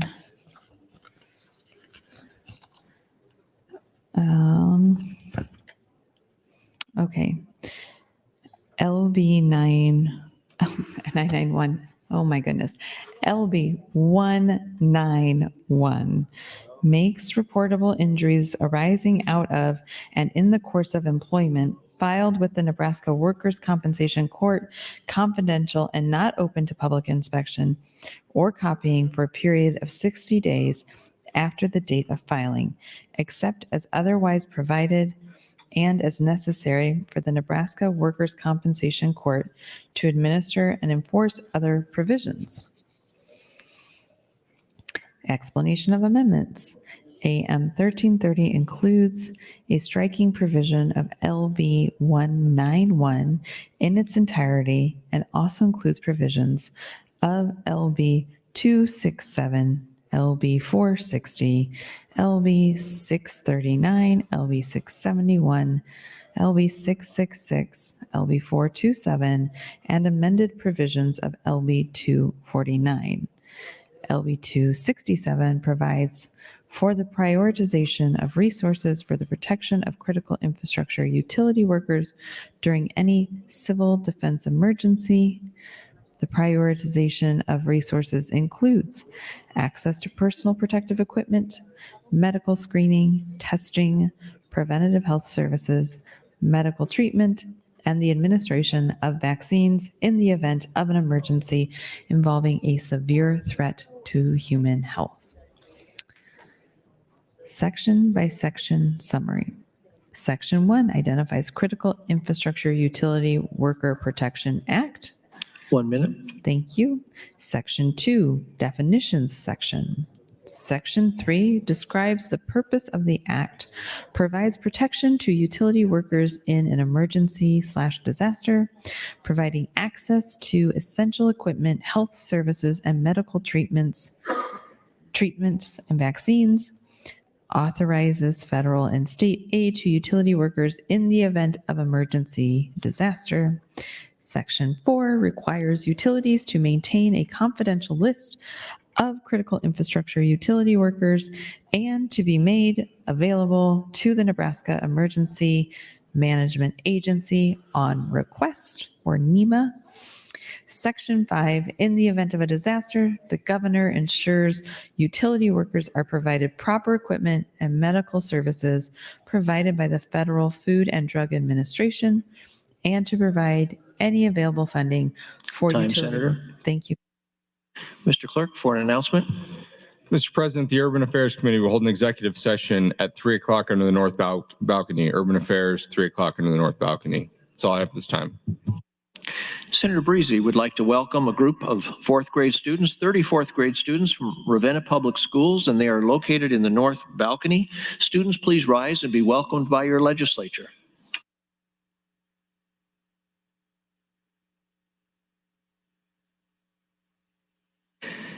Senator Hunt, you are recognized to speak.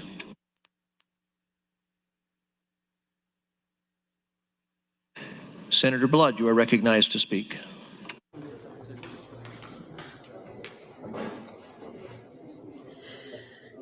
Thank you, Mr. President. Fellow senators, friends all, I stand opposed to the reconsideration and in full support of LB 191 and the amendments yet to come. With that, I want to address something that happened on the floor earlier today, since we are apparently just slowing things down. We have had a lot of reactions in the balcony this year, but how those reactions were handled seemed to be very different each time. We've had a balcony full of sobbing families who didn't like what was going on the floor down here. And then when the bill passed through that round, the others in the balcony decided to applaud. But nothing really happened to that group of individuals that applauded, which I'm not saying something should have. I just want you to know what I'm talking about. So today someone had a very guttural reaction to the bill that was passed. And although I don't agree with how it was handled, I understand the inclination to blurt something out. I don't understand when a state senator laughs openly at that person, and that is not handled by anybody here in our body. And I don't understand why that person was taken to the security office and apparently given a letter banning them from the people's house. Banning them from the people's house, not because there was any physical threat, not because they threw anything or threatened anybody. Whether we agree with what happens up there or not, they are still the second house. And I want to publicly say that I do not approve of the fact that this person was banned from the state capitol. Now, I couldn't see who it was, but I found out later who it was, and it doesn't matter. They're still a Nebraskan. Here's what I know. During the trans bill, behind us, behind these glass windows, was somebody who was doing open carry. Again, I got nothing against that. But the reason that reason that person was giving as having open carry that day and milling around was because they were concerned that the trans people might get violent and that it might be needed. Now, perhaps he just said that tongue in cheek to be a smart aleck, but it was very inappropriate. And that, to me, if we're going to ban people, perhaps those are who we should ban, not because he was open carry, but because he was being irresponsible in how he discussed being open carry and intimidating people purposely. By the way, next to the stalker who takes pictures of a lot of the female senators to utilize on social media, but that's a whole nother issue. And so I just wanted to make sure that we got on record today that we are not always fair and balanced. And to me, the optics are we decide punishment based on who we like and don't like. And that is not what the spirit of the unicameral is supposed to be about. But then we've lost that spirit altogether this year anyway. I know we keep having Christmas tree bills, and certain senators like throw you a bone and let you put your bill on their bill. But there's still a lot of discontent and rudeness and unfairness going on amongst our peers. But more than that, how we are treating the second house is unacceptable. No matter how you feel about what's going on this floor, you shouldn't yell over the balcony. 1 minute. You shouldn't applaud. But if you do, we have to remember that they're human and that they're Nebraskans, and that's not a direct threat. So if indeed it is true, I encourage those that are listening in today, make a call, send an email. Do you believe that it's right that we ban people from the second house because they had a guttural, normal reaction to something that they found horrifying? Thank you, Mr. President. Thank you, Senator Blood. Senator Michaela Cavanaugh, you're recognized to speak, and this is your last time before your close on the motion. Thank you, Mr. President. Colleagues, I'd be happy to take anybody's time if they want to yield it to me. I was just looking at, my sister sent a photo of my nephew who is, how many months old is he now? 15 or 16 months. He's not in a rush to walk. But so my sister just sent this picture of him with his big brother holding his hand, kind of helping him walk. And even though I have 7 siblings with red hair, there are very few nieces and nephews with red hair. And this photo was of 2 of my nephews, both with red hair. And the toddler, I guess, can you call him a toddler if he's not toddling yet? The toddler has like the biggest cheeks. So I have a smile on my face because I was just looking at this just adorable picture. Adorable. Again, it's subjective, but I think it might be an objective statement in this particular instance that he is adorable. Okay. I was reading about the LB 191, the committee statement, and I do just for a moment want to echo some of the comments that Senator Blood was making. I think it is really important that we always tread lightly when we are talking about free speech. And we do not want to infringe upon free speech, and anything that we do that might restrict free speech should be taken with the utmost seriousness and gravity. That said, I know that many others are working to that end to discuss and address what happened in the chamber today. So, okay, so LB 267, I read through that part. Oh, I was on section 5 of LB 267. You know, I get a little confused sometimes when I start talking and one voice acknowledges me, and then by the time time is called, there's a different voice, which happened the last time I was on the mic.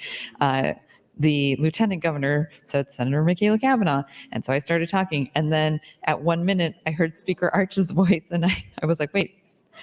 So welcome back to the chair, Lieutenant Governor.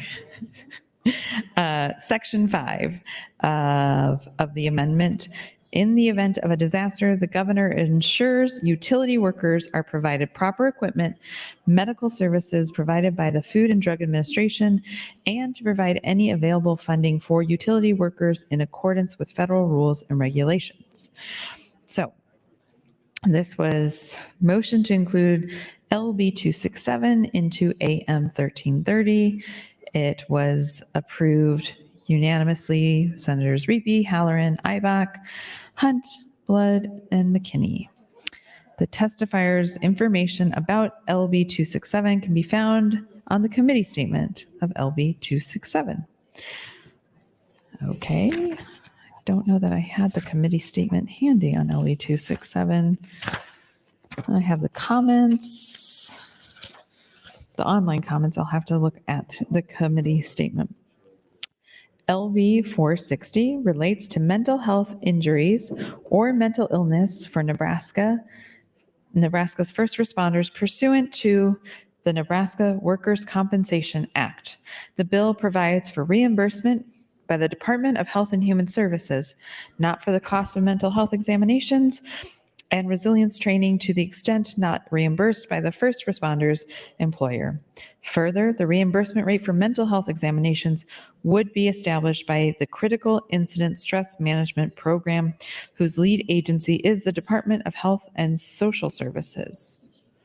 Presently, only rates are set for resilience training. Okay.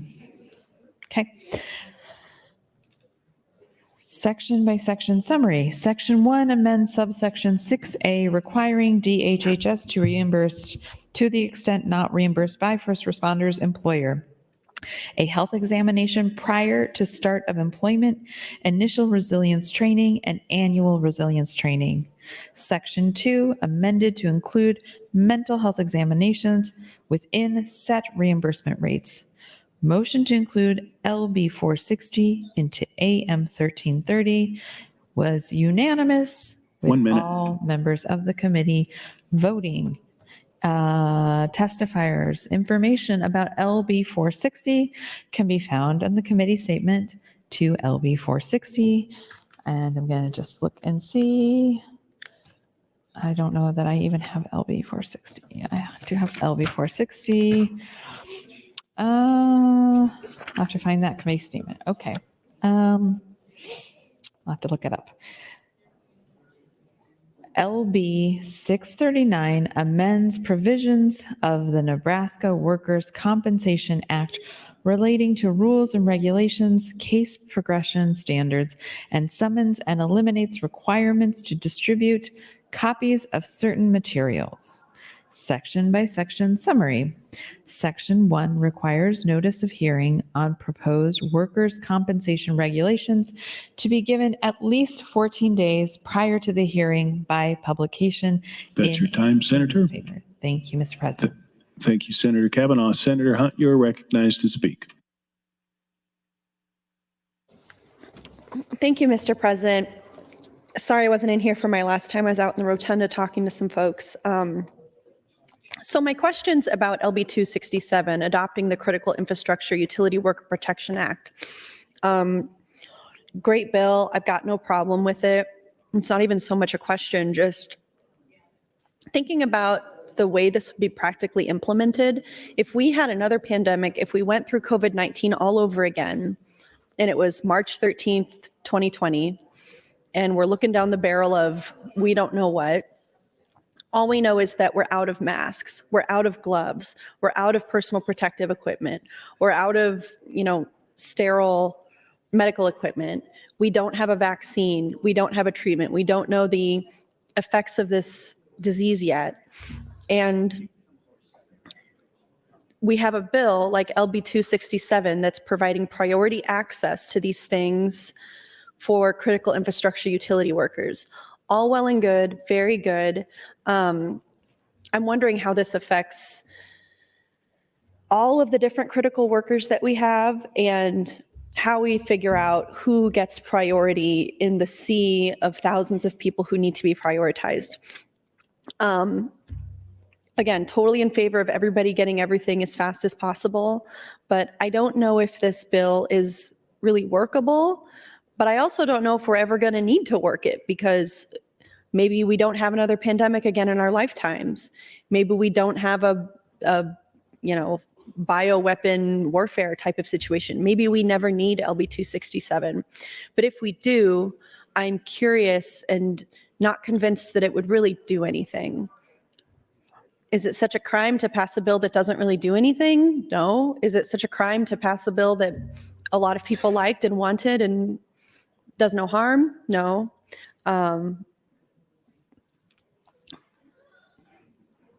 But I think we look at things sometimes and it's not really doing what we mean for it to do.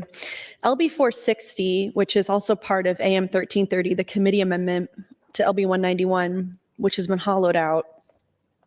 LB 460 provides for reimbursement of mental health examinations and resilience training for certain people under the Nebraska Workers' Compensation Act. This was introduced by Senator McDonnell. It came out with 6 yays and 1 person absent. I voted for this bill. LB 460, introduced by Senator McDonnell, relates to mental health injuries or mental illnesses for Nebraska's first responders pursuant to the Nebraska Workers' Compensation Act. LB 460 provides for reimbursement by the Department of Health and Human Services for the cost of mental health examinations and resilience training to the extent not reimbursed by the first responder's employer. Further, the reimbursement rate for mental health examinations would be established by the Critical Incident Stress Management Program, whose lead agency is the Department of Health and Human Services. Presently, only rates are set for resilience training. It's a great one. LB 639, which I also voted in support of, is introduced by Senator Blood. It's to change provisions of Nebraska's Worker Compensation Act relating to rules and regulations, ease progression standards, and summons and eliminate requirements to distribute copies of certain materials. That's what it says. LB 639, introduced by Senator Blood, amends provisions of Nebraska's Workers' Compensation Act relating to rules and regulations, case progression standards. Thank you, Mr. President. And summons and eliminates requirements to distribute copies of certain materials. This is a workers' compensation court cleanup bill that is giving more time for the Postal Service to deliver summons, stopping delivery of printed sessions laws and journals that the workers' compensation court already receives electronically, and changing publication rules for newspapers when sent electronically. This bill advanced to general file unanimously from our Business and Labor Committee, and this is a great bill as well. Thank you, Mr. President. Thank you, Senator Hunt. Senator Conrad, you're recognized to speak.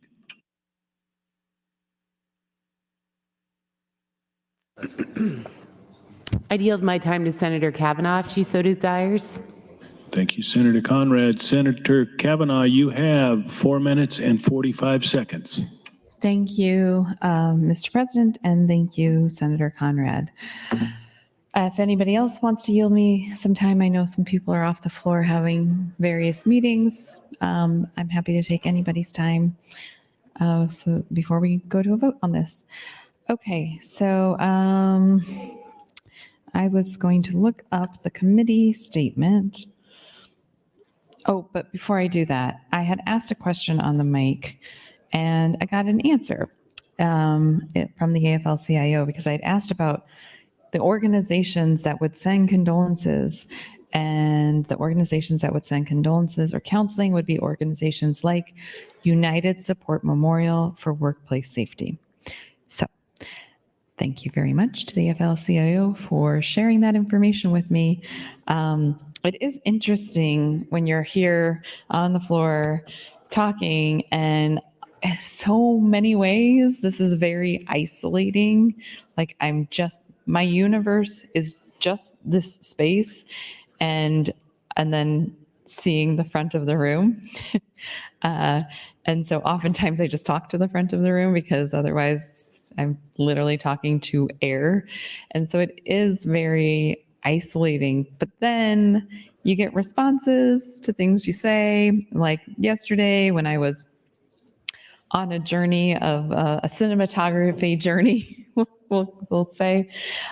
People were texting me, correcting me about the name of actors, and it was a variety of people. It was people that like relatives, staff, lobbyists that are here, lobbyists that are not here, that were watching somewhere else. Just the variety of people who have my cell phone number that were texting me, correcting the names of the actors at like 6:00 at night. It does speak to the significance of the work that we do here because so many people are watching. And I appreciate that so many people are watching all of the time. I actually was texted a picture from a family member this morning that their friend had posted on social media. They were at a bar here in Lincoln, and they had the legislature on the TV at the bar.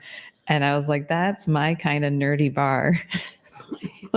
Not sports or, and I'm like, I don't even know what sports would be right now, or local TV or whatever. It was the Nebraska Legislature, local public access TV at a local bar in Lincoln. And I'm sure it was very scintillating, whatever I was talking about at that point in time, but it is fascinating, but it also speaks to how important it is, how important the legislature is, how important the work is. And, I do want to try to honor that when I'm talking on the floor. It does, sometimes when you're talking for hours and hours and hours and hours and hours and hours, it does get challenging to stay relevant, on point, not have a journey of a conversation of non sequitur movie references. 1 minute. Thank you, Mr. President. But yes, so I am trying to stay on the task at hand. Anyways, when I do and I have questions, it's so nice and it is appreciated that people are listening and responding to those questions. So all of that was to say thank you to the AFL-CIO for answering a question I had about a piece of LB 191, which I recognize the committee amendment is a white copy amendment, but right now we are debating LB 191. So I read the bill, asked my questions, and got them answered. And isn't that a cool thing? Of course, staff is always wonderful and helpful in answering questions that I have, and I very much appreciate that. As I've said before. That's your time, Thank Senator. you. Senator Hunt, you are recognized to speak. Thank you, Mr. President. Earlier, I asked the committee chair if we could clarify which bills are included in this package. And we're not on that amendment yet, but we will be. And I wanted to go over the bills that are in this, and I'm on this committee, and my thoughts on these bills, and then the way I voted, why I voted the way that I voted, just for some context in the record, colleagues. LB 671 was introduced by Senator Hansen, and it would allow, the one-liner is, allow the Nebraska Training and Support Cash Fund to be used for retention of existing employees of Nebraska businesses. This is one of those bills where you add a word and then maybe the law more fulfills the intention, spirit of the law. And so I think this is a good bill. This bill advanced to general file with a unanimous vote from the Business and Labor Committee. And it says LB 671, introduced by Senator Hansen, amends the Nebraska Training and Support Cash Fund to be used for the retention of existing employees of Nebraska businesses.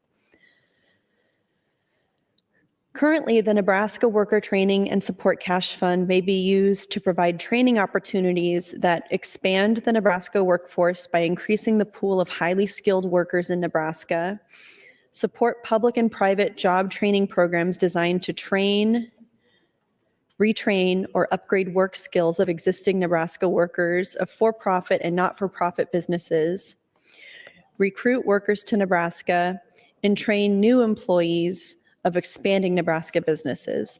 So this is another bill, and I feel a little bit similar about this bill as I do to the 267, the Critical Infrastructure and Utility Workers Bill, in that I think it's a little bit up for debate if the Nebraska Training and Support Cash Fund isn't able to be used currently for worker retention, because it says that the fund is meant to support job training programs designed to train, retrain, or upgrade work skills, recruit workers, and train new employees. So the last two things, recruiting workers and training new employees, don't necessarily have to do with retention of current employees that we have.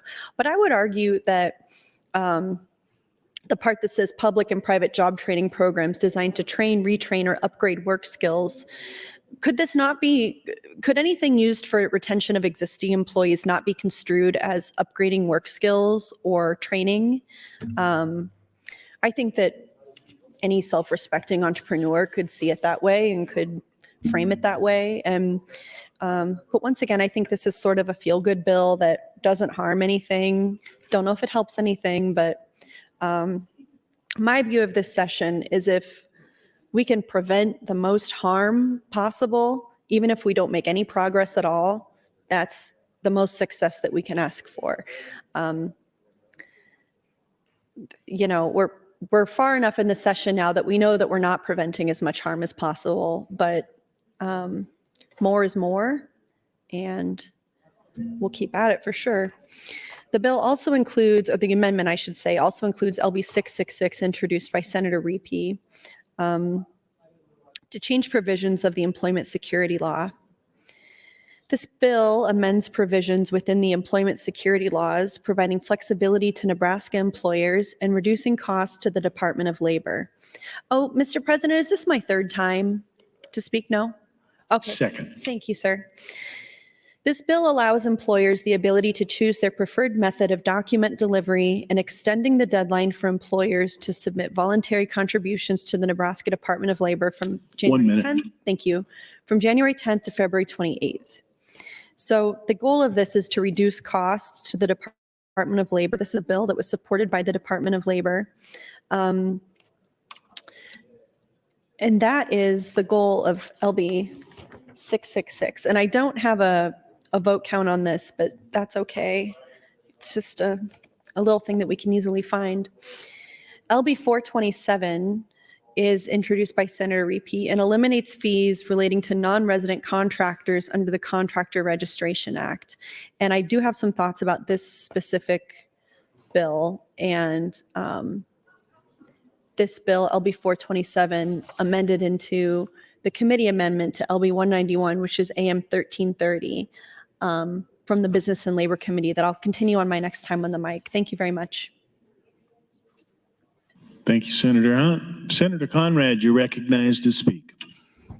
Thank you, Mr. President, and good afternoon, colleagues. Sorry if that was a little bit loud. The last couple days that I've been on the mic, I've received a friendly nudge from the Sergeant at Arms that I wasn't close enough to the mic, or the mic wasn't appropriately placed to project and ensure that folks could hear me, and then also for the transcribers, of course. So hopefully modulating at the right level there. But just wanted to stand in support of LB 191 and in opposition to the motions to reconsider on the board. And there were a few points that I did want to make sure to be clear about on the record in regards to the measure that is before us. First of all, I'd like to extend my appreciation to Senator Repe and members of the Business and Labor Committee for their leadership in putting together this package and bringing forward a host of ideas for our consideration to move some of these key components on the Business and Labor Committee's jurisdiction through the process this year. Additionally, I just wanted to note that I really appreciated the materials that Senator Repe and his staff put together in regards to the component parts of the measure that is before us, and then some additional information contained in a letter from Senator Repe just today about a referencing issue in regards to the budget that then kind of found its way, I guess, back into the friendly confines of the Business and Labor Committee's jurisdiction. So one thing I did just want to note about that, the clarity is deeply appreciated, but I do think it goes to show, again, when we have that pattern and practice of continual misreferencing this session, it definitely does cause problems. And I think we're going to hear and see a little bit more about that when we take up the budget in coming weeks as well. And I know that we've had a pretty robust debate about how some of the really hot button and controversial issues have been misreferenced this session. And then we see how even some other matters that maybe fly under the radar screen or don't grab a lot of headlines are also being misreferenced this session and causing, I think, a few procedural headaches. And Senator Repe kind of outlined some of the background in regards to the referencing issue as a component part in this Business and Labor Committee package that is before us. The other thing that I wanted to note in preparation for the debate on this measure and having a chance to review these thoughtful materials, I understand because of the nature of the session and the compressed amount of vehicles and time remaining that it's next to impossible to take up more contentious matters that may be emanating from the jurisdictional committee.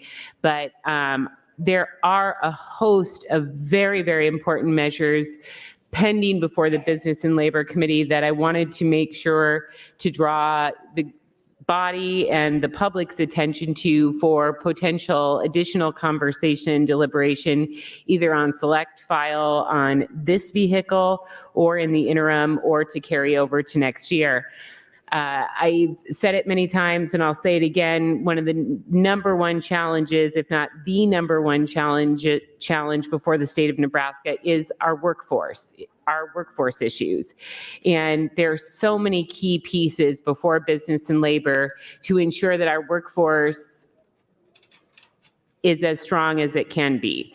Measures to reduce discrimination. 1 minute. Measures, thank you, Mr. President, to increase opportunities for people living and working with disabilities. Measures to provide for second chance employment for people who are system impacted. And a host of other really important bills that many colleagues have before the Business and Labor Committee. So I know that we have to be very focused in where we are at this point in the session for a lot of reasons to put forward more non-controversial issues.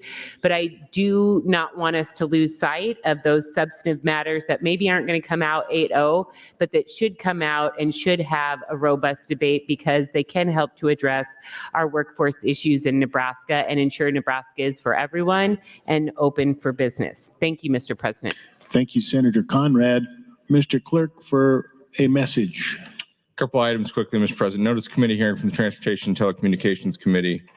Additionally, your Committee on Education chaired by Senator Merman reports legislative bill 372, 632, 703, and 724 to general file, all having committee amendments. And a notice that the Judiciary Committee will be meeting this afternoon at 3:30 in room 1524 for an executive session. Judiciary 1524, 3:30. That's all I have this time, Mr. President. Thank you, Mr. Clerk. Senator Blood, you're recognized to speak. Thank you, Mr. President. Fellow senators, friends all, I was going to wait until the amendment came up, but since we are now in discussion on LB 818, which will be amended into 191, I wanted to give some clarification, and so I hope everyone's paying attention so they remember it when we get to that amendment. But this is in response to Senator Conrad's comments. So LB 8118, where the statutory change can currently be found is on page 7 of LB 818. At lines 23 through 24. It was the subject of a hearing first in the Appropriations Committee on February 13th, 2023. But since there was impact on the funding for the Workmen's Compensation Court, I think that's where the confusion lay. So it was passed on to Business and Labor and is now part of our beautiful omnibus bill. So the governor's proposed budget in LB 818 proposes a statutory change to Nebraska Revised Statute Section 48-145 concerning the distribution of assessments collected from self-insured employers. So for your information, 97% of the funding of the Workmen's Compensation Court comes from assessments against insurers, self-insured employers, and risk management pools. Currently, the self-insurance assessments are divided by sending 1/3 of the compensation court cash fund and 2/3 to the general fund. You can look at revised state statute sections 48-145, 48-1.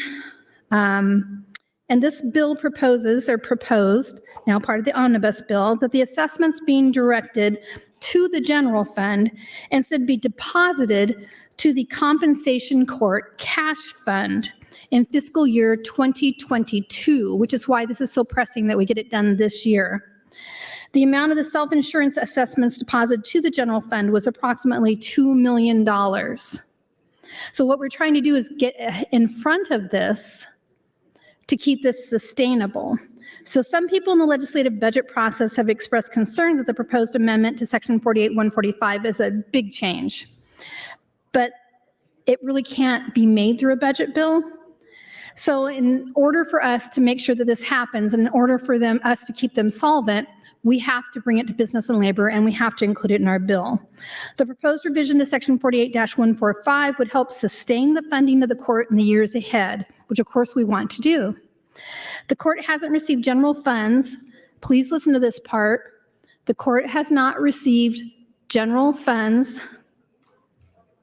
since 1996, but it faces a deficit during the next biennium. There are reasons why the system for the court's findings that was established in 1993 needs to be updated, including that $6 million of the compensation court cash fund was diverted to the general fund over the last few years. So now that we have our budget back on track, now that we seem to have so much money that we can fund pretty much anything that everybody wants this year, which I'm not sure I agree with, it is time to make sure that the agencies within the state of Nebraska are solvent. And that's what this part of the bill will do. Again, if you look at LB 818, you can get a more comprehensive picture of what it does. If you have specific questions, I am happy to answer any of those questions for you. With that, I would yield any time I have back to you, Mr. President. Thank you, Senator Blood. Senator Hahn, you're recognized to speak, and this is your third opportunity on the motion. Thank you, Mr. President. Let me see. We have two more bills as a part of this amendment that we will be considering. LB 427 eliminates fees relating to non-resident contractors under the Contractor Registration Act. This bill was introduced by Senator Riepe and standardizes the fees for in-state and out-of-state contractors and eliminates the additional fee for each additional project assessed against out-of-state contractors under the Contractor Registration Act. The Nebraska Department of Labor administers the Contractor Registration Act. Under the Act, all contractors doing work in Nebraska are required to register with the Nebraska Department of Labor on an annual basis. With each registration, there's a $25 fee. Currently, out-of-state contractors are charged a one-time additional fee of $25 when they first register as a contractor. Out-of-state contractors are also required to submit a $25 fee for any project they're working on if the total contract price is above $10,000. Let me see this real quick. That's LB 427, introduced by Senator Riepe, which says that it's standardizing the fees for in-state and out-of-state contractors over $25. And I wonder if I was in this hearing or if I just kind of spaced it, but I actually don't remember this. So this is striking provisions of the law. It strikes the provision of the law that says non-resident contractor means a contractor who is neither domiciled in nor maintains a permanent place of business in this state, or who, being so domiciled or maintaining such permanent place of residence, spends in the aggregate less than 6 months of the year in this state. So that's defining what a non-resident contractor means. And then it's also striking the portion that says, as it said in this summary, that they won't be charged the one-time additional fee of $25 when they register, and that they won't be charged $25 when they're working on a contract that's over $10,000. I voted for this, and I don't know if I would vote for it again, but it's one of those things that I guess I agree isn't that big of a problem, but I think it's, if you don't think I feel like I'm going crazy, it's clear that I do. I mean, we read the emails that I get or the comments that I get or the phone calls that we get to my office every day, and they're very, very bifurcated. Like we get two different types of comment, and almost only two, like without fail. One type is, thank you for the work you're doing, keep it up, defend our rights, etc. The other one is, you insane dumb bitch, kill yourself, like that type of stuff. And if people understood that the type of things that we're actually working on and discussing are like, should we charge out-of-state contractors $25 to do a job here? If it's over $10,000, should we charge them another $25? And this is the kind of stuff that my colleagues say is good for business and it's building our economy. It's the $25 for out-of-state contractors, when that's not really the priority of this session, is it? So these are the stakes. These are the stakes with LB 191. The bill also includes LB 249, change provisions of the Rural Workforce Housing Investment Act. LB 249 as amended, thank you, Mr. President. LB 249 as amended by AM 400, introduced by Senator Breezy. Oh, I remember this for sure. We were talking about this early already. Makes several changes to the Rural Workforce Housing Investment Act. It would remove the limit of one application per organization per cycle, increase the grant maximum from $1 million to $5 million, and fund the program with $20 million. AM 400, let me see here. AM 400 removes the provision striking the language prohibiting using rural workforce housing funds for projects, also receiving certain other state grants and credits. I do have some problems with this bill. It's not perfect to me, and I think it does have some unfortunate unintended consequences for workforce housing I'll get into in the future. Thank you, Mr. President. Thank you, Senator Hunt. No one in the queue. Senator Michaela Cavanaugh, you are recognized to close on the motion.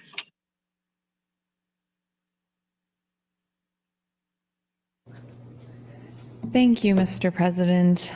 Colleagues, I'm trying to listen to the other comments that are being made as this afternoon is going on, and I'm very fascinated by Senator Hunt's comments about if these things are necessary.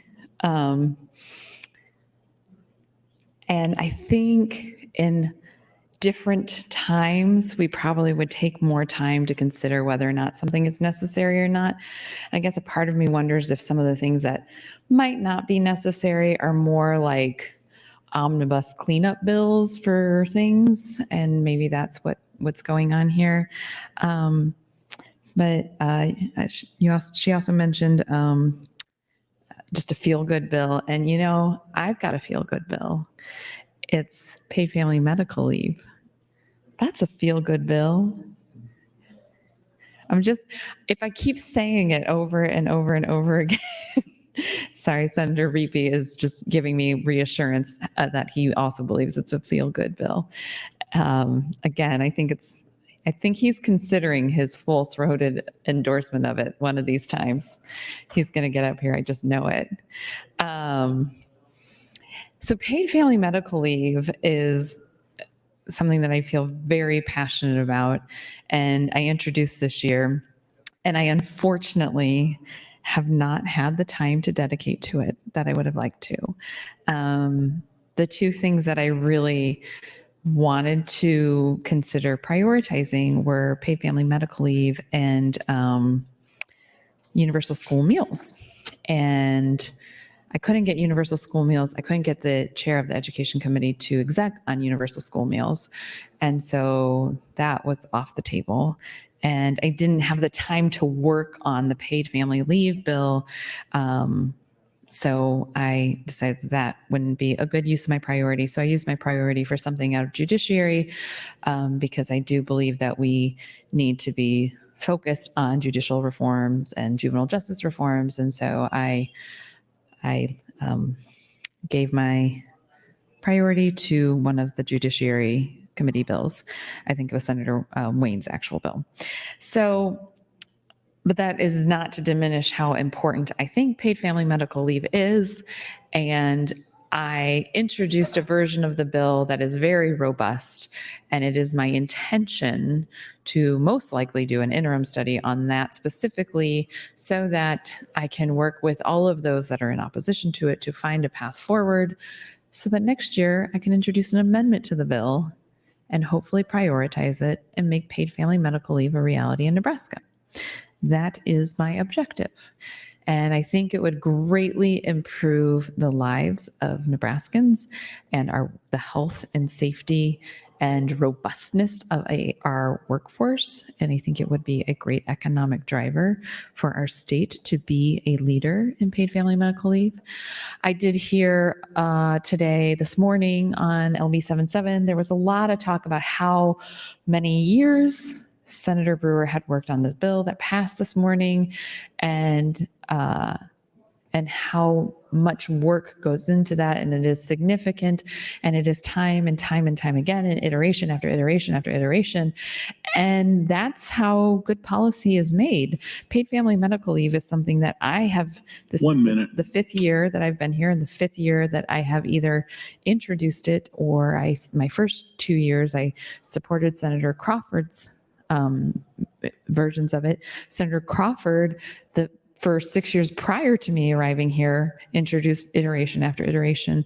So it is something that has been worked on for spanning 2 different senators, legislative terms, multiple terms. So I hope that this body will treat it with the same reverence, dignity, and deference as they did LB 77 because of the amount of work that went into it. There's a lot of work that goes into these things. Can hear a little, I think, some happy voices out there. I don't know, maybe because it's the retired Senators Day, former Senators Day. That's your time, Senator. Thank you, Mr. President. Thank you, Senator Kavanaugh. Members, the question is the motion to reconsider. All those in favor vote aye. All those opposed vote nay.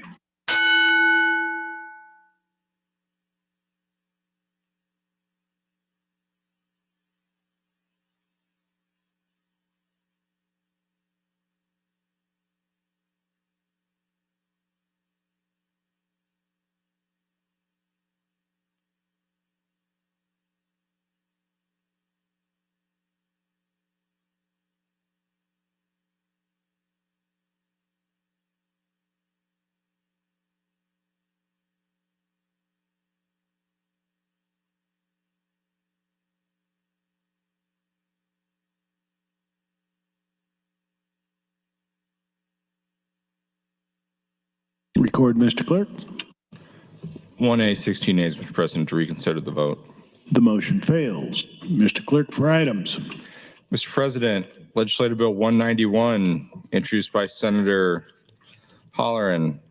It's a bill for an act relating to the Nebraska Workers' Compensation Act, amends sections 48, 14401, provides for confidentiality of and access to certain injury reports and repeals the original section. Bill was read for the first time on January 9th of this year and referred to the Business and Labor Committee. That committee placed the bill on general file. There are committee amendments, Mr. President. Senator Michaela Kavanaugh would move to bracket the bill until June 1st, 2023, prior to the committee amendments, Mr. President. Senator Kavanaugh, you're recognized to open on the bracket. Thank you, Mr. President. I'm trying to keep everyone, including myself, on my toes as to what's going to happen next on the board. I believe we have about 17 minutes, and then we are going to have a respite from the debate to welcome our former legislators, who I can see some of them out there.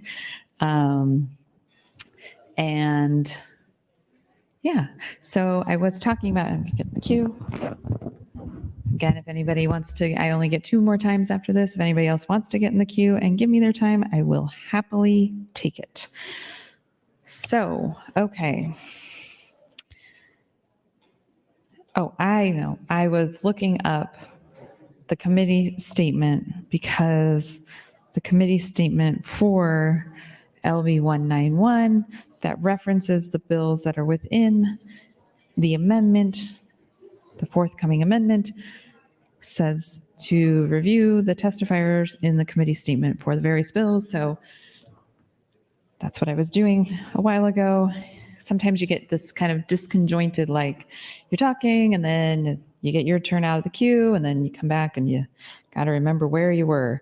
And if you're talking a lot, as some might say I'm doing, you might lose your place from time to time. So I was going to look up the committee statement for LB 460 to see who came and testified. And that is Senator McDonald's bill, committee statement there. And this had no opposition, LB 460. It had Senator McDonald, Todd Bennett from the Nebraska Association of Trial Attorneys, Timothy Benek, the Nebraska Center for Workforce Development and Education, Michael Dowd for the AFL-CIO, Jerry Stilmock, the Nebraska State Volunteer Firefighter Association. It said ST State, but I thought at first I was thinking Saint, the Nebraska Saint Volunteer. That could be appropriate, I suppose. Nebraska Fire Chief Association, Nebraskans for Workers' Compensation Equity and Fairness, National Federation of Independent Businesses. Summary of purpose, LB Legislative Bill 460 relating to mental health injuries or mental illness for Nebraska first responders pursuant to Nebraska Workers' Compensation Act provides for reimbursement by the Department of Health and Human Services for the costs of mental health examinations and resilience training to the extent not reimbursed by the first responder's employer. Further, the reimbursement rate for mental health examinations would be established by the Critical Incident Stress Management Program, whose lead agency is the Department of Health and Human Services. Presently, only rates are set for resilience training. Okay, so that is the committee statement. I think I had previously looked at the fiscal note. I had the fiscal note. I did read the fiscal note previously. That's great. And there was another one in here, 267, to look up 267 to see the testifiers on their committee statement. I really hope that the committee staff, who I see over there, just really honoring your work product here.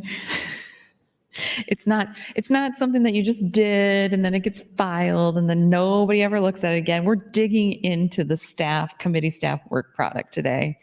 Okay, so this is LB 267, introduced by Senator Brewer, adopt the Critical Infrastructure Utility Worker Protection Act. This is the bill that when I started reading about it, sent me kind of down the historical journey of our Nebraska Public Power and George Norris and the founding of the unicameral and the Tennessee Valley Authority. And that's it, I think. But also within this bill, it has something about supporting employer vaccinations. Okay, so the proponents for the bill are Senator Tom Brewer. I'm glad to know he's a proponent of his own bill. That's great. And Seth Voilis of Omaha Public Power District, Nebraska Power Association, Black Hills Energy, and then Jill Becker. No, sorry. Yes, Jill Becker is Nebraska or Black Hills Energy.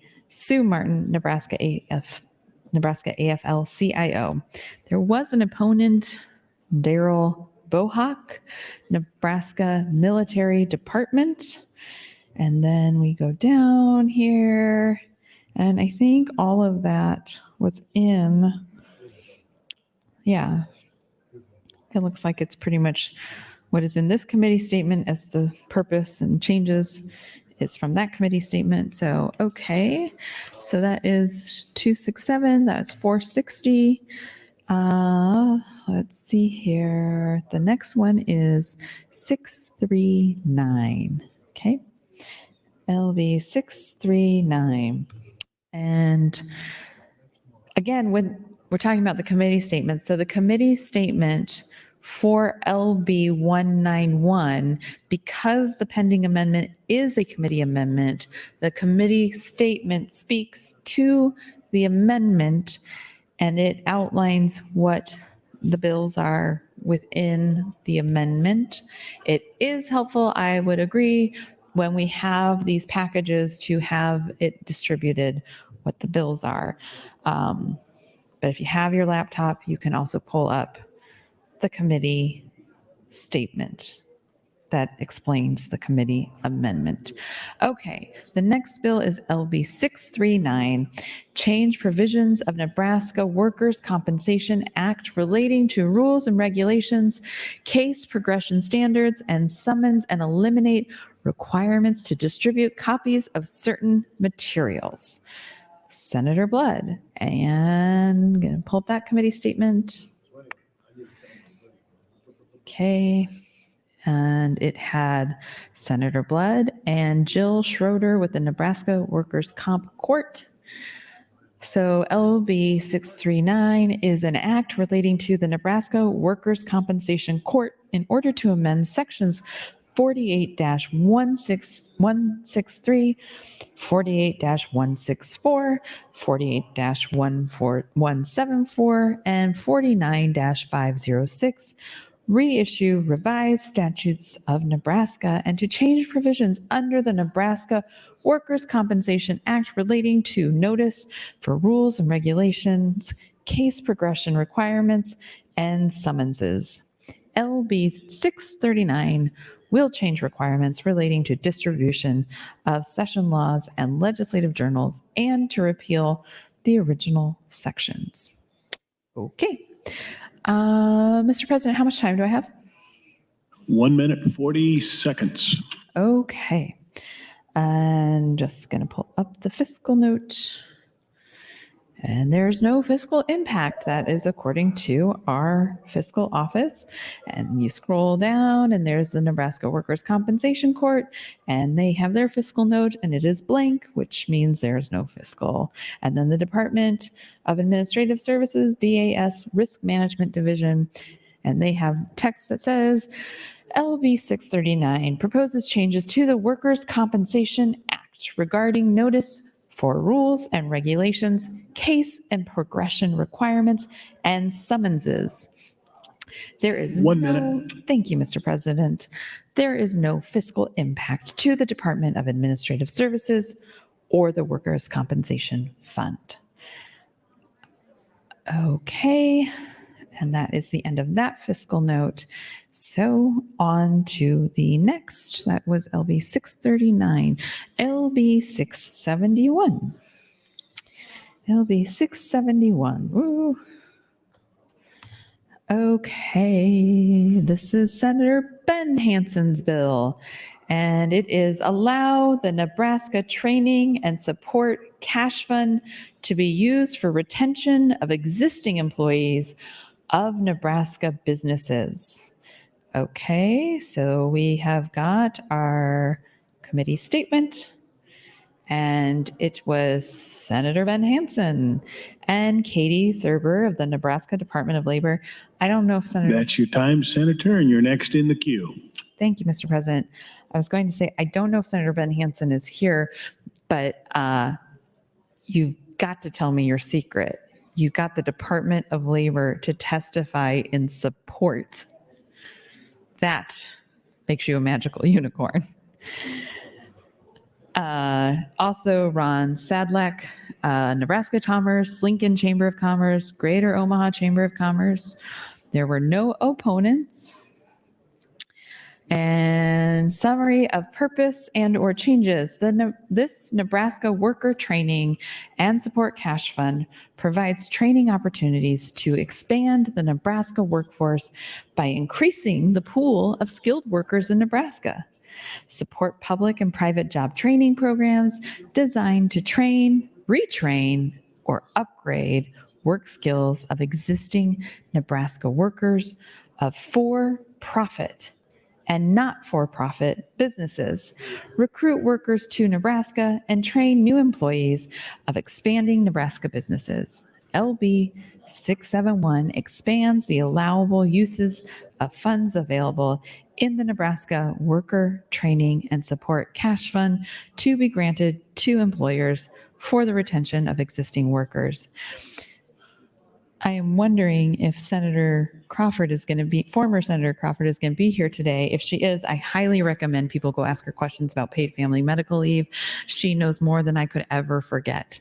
And she really did pioneer all of the legislation that has come forward relating to paid family medical leave. I'm so grateful that I got to spend 2 years in this chamber working with her. I've had the honor and opportunity to work with a lot of really amazing policymakers here, former policymakers that I hope to see today. It is a privilege.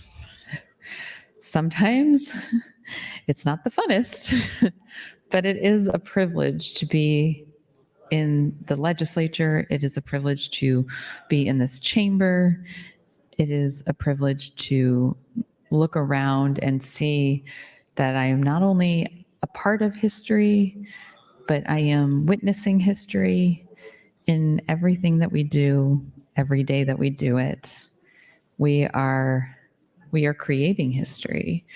And this chamber is beautiful.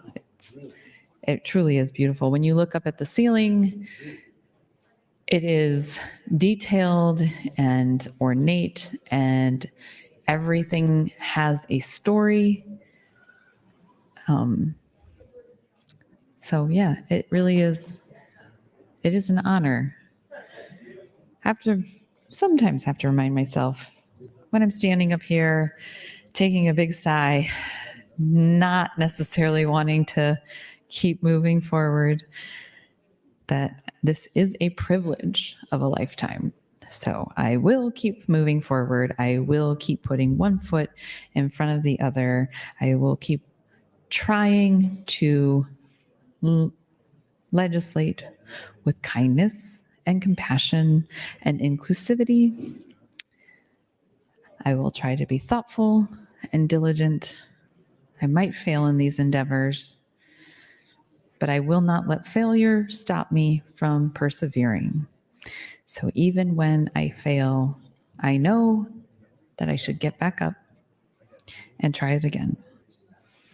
Because the real failure is to accept failure. You will change nothing if you don't try. And so every day I get up, put my shoes on, I walk in this chamber. Sometimes I sneak out and go downstairs to get my favorite ice from the vending machine room. And I come back up and I just keep going. Just keep going. I think that's what Dory from Finding Nemo said. Just keep swimming. Just keep swimming. Just keep swimming. There's a very important lesson there about the importance of perseverance in the face of conflict and adversity. Perseverance is essential to change. That's your time, Thank Senator. you, Mr. President. Thank you, Senator Kavanaugh. Senator Hunt, you're recognized to speak. Thank you, Mr. President. Talking about these business and labor bills that deal with workforce, the Rural Workforce Housing Act, the Rural Workforce Housing Investment Act, the Contractor Registration Act, the Nebraska Training and Support Cash Fund, Nebraska Workers' Compensation Act, Employment Security Law, to adopt the Critical Infrastructure Utility Worker Protection Act, and some other provisions under the Workers' Comp Act. What I think we're going to have to start discussing in our committee hearings around these issues is how these specific bills can impact children and how they can impact child workers that we may be seeing in future years in this state if we decide to relax our child labor laws as other states like Iowa have chosen to do. On March 23rd of this year, the New York Times released a report about child labor saying in February, the Department of Labor announced that it had discovered 102 teenagers working in hazardous conditions for a company that cleans meat packing equipment at factories around the country, including Nebraska, by the way. A violation of federal standards. The minors, aged 13 to 17, were working with dangerous chemicals and cleaning brisket saws and head splitters. 3 of them suffered injuries, including one with caustic burns. So what this bill did in Iowa that makes me anxious, and I talked about why yesterday, but I just see no reason why something like this wouldn't be coming to Nebraska next year. I mean, maybe Senator Urban can move to suspend the rules and we can introduce this bill now. Nothing would surprise me anymore. But in Iowa, the new bill that they passed says that kids can work overnight, that they can work with different types of dangerous machinery, things like this. You can read more about it online. But it continues, the minors ages 13 to 17 were working with dangerous chemicals and cleaning brisket saws and head splitters. 3 of them suffered injuries, including one with caustic burns.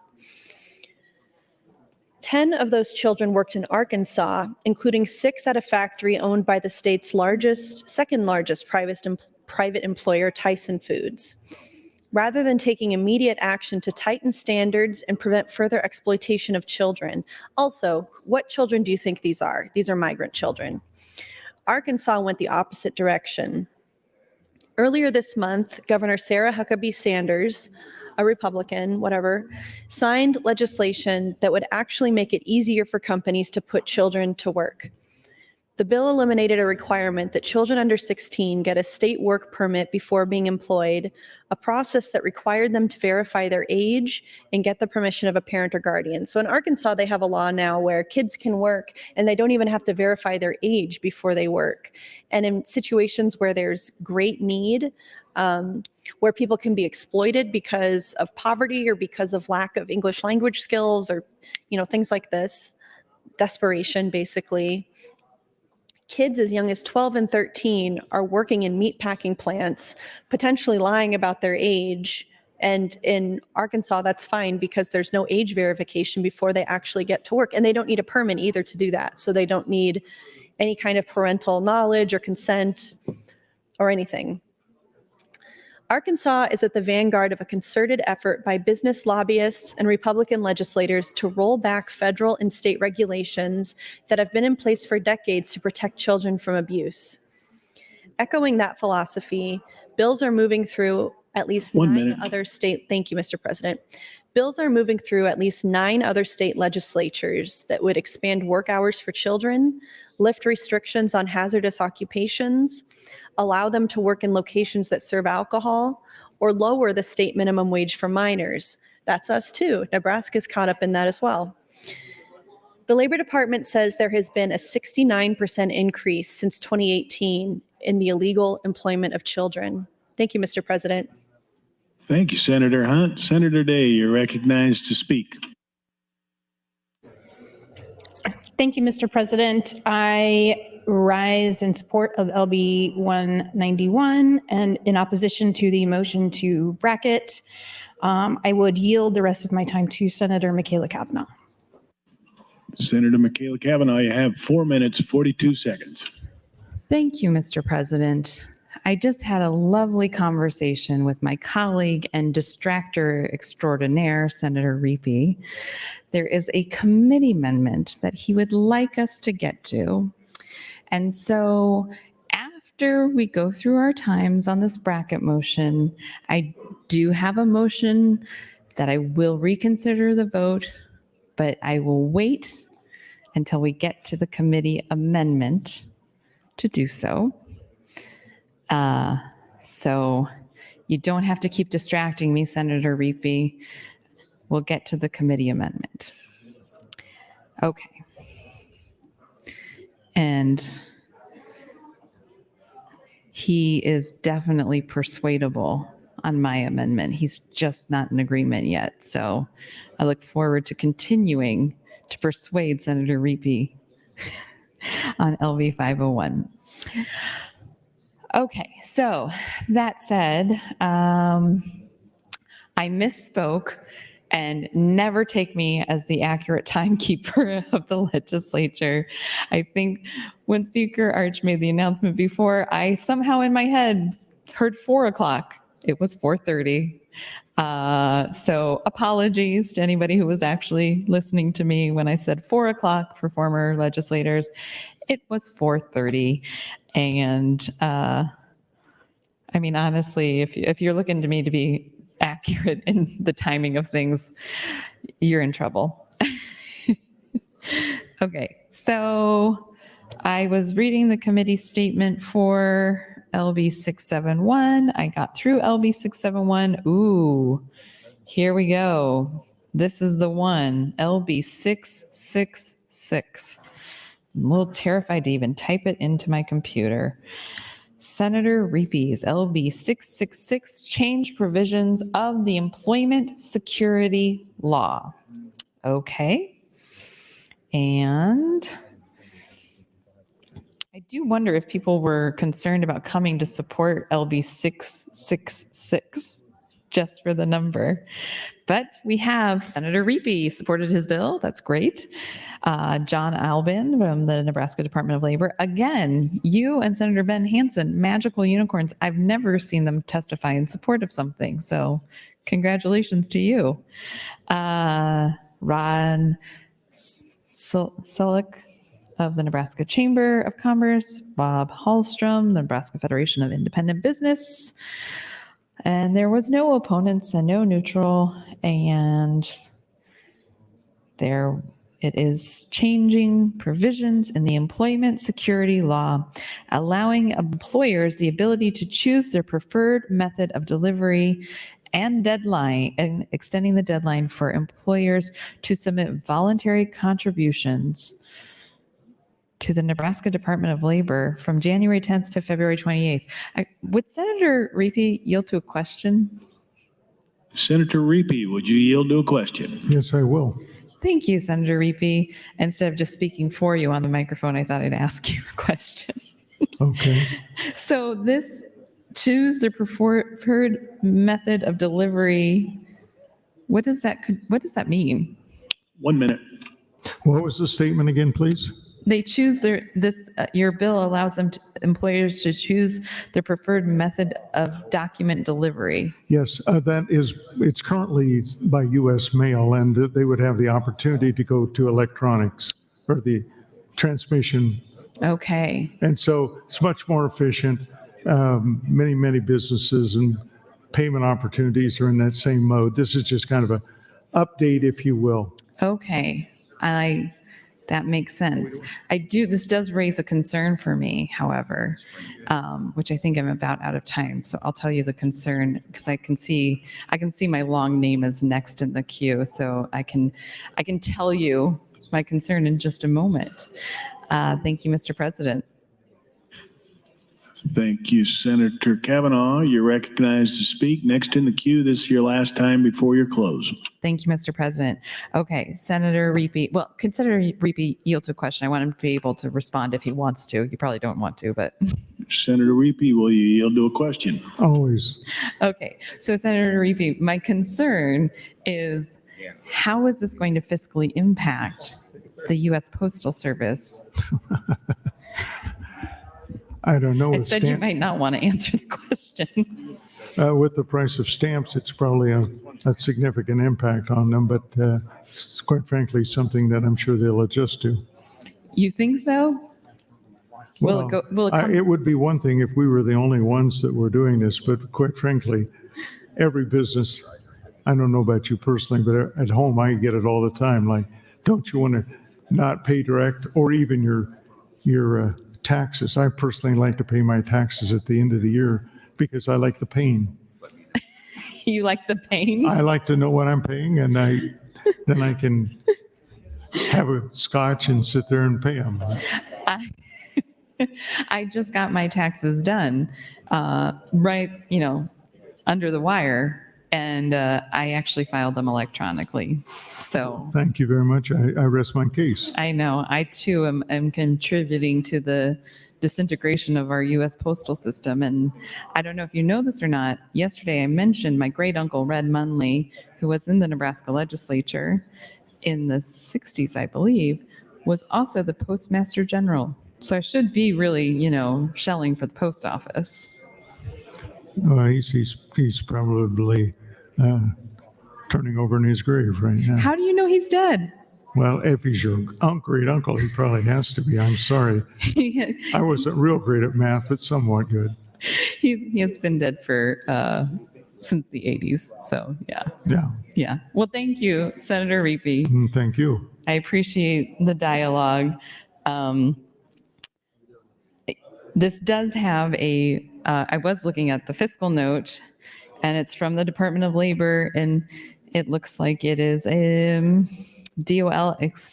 Department of Labor estimates the annual cost of notifying all employers by mail to be $30,150, assuming 50% of employers select electronic notification during the year and 75% beginning in year 2. The Department of Labor estimates reduced federal fund expenditures in the amount of $15,075. Yet again, a fiscal hawk over there. Thank you, Senator Reapy. Saving us dollars and cents everywhere he can. So LB 666 is maybe not the evil bill its number might make us think it is. And underneath the Department of Labor, their explanation of estimate, under current law, the Nebraska Department of Labor is required to mail unemployment tax rate notices. LB 666 would allow employers to elect electronic notification.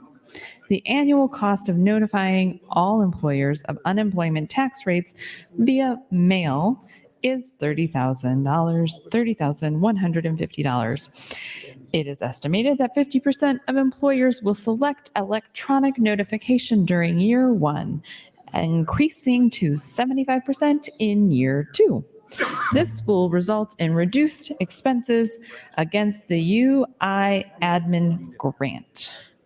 I do not know what the UI admin grant is, but that's good to know. I might look that up. 1 minute. Thank you. LB 666 makes adjustments to the employment security law to allow for notice regarding unemployment taxes to be sent to the employer via electronic means if the employer files such electronic address with the Department of Labor. The Department of Revenue estimates that this bill will have no impact on general fund revenues.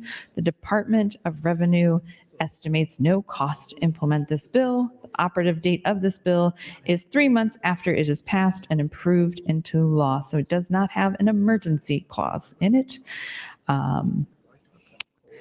Okay. This is one of those things that's kind of funny that we actually have to legislate that you can get something by email, but we do. And it's a good thing because it saves some money. So our statute, That's your time, Senator. Thank you, Senator Kavanaugh. Senator Hunt, you are recognized to speak. Thank you, Mr. President. I want to finish this article into the record before I move on to my thoughts about LB 191 as they pertain to LB 267. The response in these states is not to protect those children from exploitation, but instead to make it legal Voters in these states may support deregulation, but they may not know that businesses can use these bills to work children harder, cut their wages, and put them in danger. There is time for them to persuade lawmakers to say no to these abuses.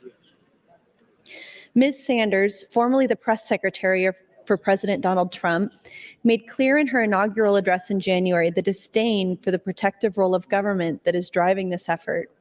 Quote, "As long as I am your governor, the meddling hand of big government creeping down from Washington, D.C. will be stopped cold at the Mississippi River," she said. "We will get the over-regulating, micromanaging, bureaucratic tyrants off your backs, out of your wallets, and out of your lives." We should get them out of our healthcare. Lawmakers in these states have been vigorously lobbied by industry groups who like the flexibility of teenage employees, I'm sure they do, and say that more children are needed in the workforce to make up for labor shortages. So instead of paying their parents a living wage, we'll just hire their kids and make them work.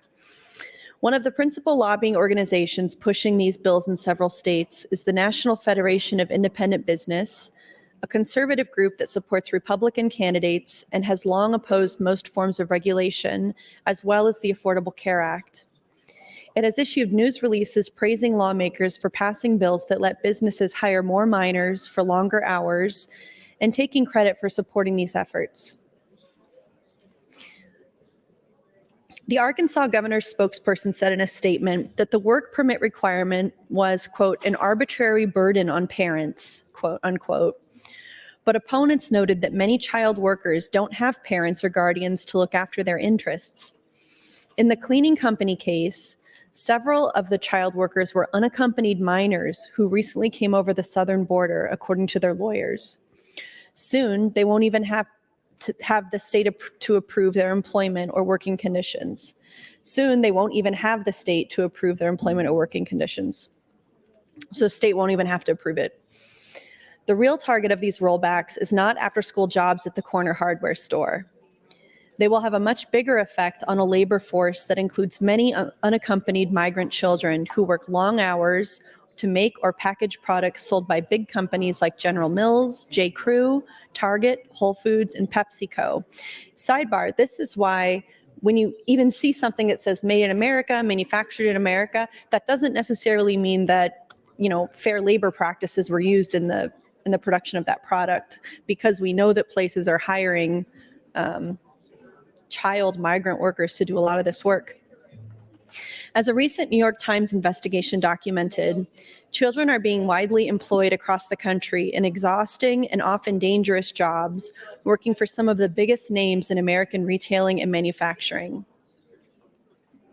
Hundreds of children described in the Times report were working in violation of federal labor standards, which bar child workers from a long list of hazardous jobs and forbid children under 16 from working more than 3 hours a day or after 7 p.m. on school days unless they work in a farm. Those under 14 are prohibited from working in all but a handful of jobs. Many of the minors crossed unaccompanied from Latin American countries and may not know when their employment violates the law. A 13-year-old who was burned. 1 minute. Thank you, Mr. President. A 13-year-old who was burned with caustic chemicals while working for Packers Sanitation Services in Nebraska told investigators the accident occurred during a shift that lasted from 11 p.m. to 7 a.m. in Nebraska. No one's listening, but like if you heard me say that, you wouldn't believe it. The Labor Department imposed a $1.5 million fine on the cleaning company, which is owned by Blackstone, one of the world's largest private equity firms. So a Nebraska kid got a caustic burn working overnight from 11 p.m. to 7 a.m. Well done. Despite the evidence that more children are being exploited and hurt in this way, state lawmakers are passing bills that defy the federal standards. They're inviting a court challenge and, in effect, daring the Labor Department to come after them, knowing the department often lacks the manpower to prevent violations of federal law. The Ohio Senate, which That's passed your the time, bill. Senator. Thank you, Mr. President. Thank you, Senator Hunt. Senator Day, you're recognized to speak.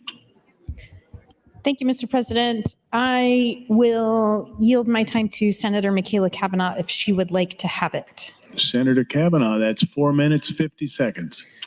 Thank you, Mr. President, the energy in here is slightly festive because we have our former members here, and they're starting to come in and take a seat in the back, and it's just kind of nice. People catching up back there. So, yeah. Okay, LB 191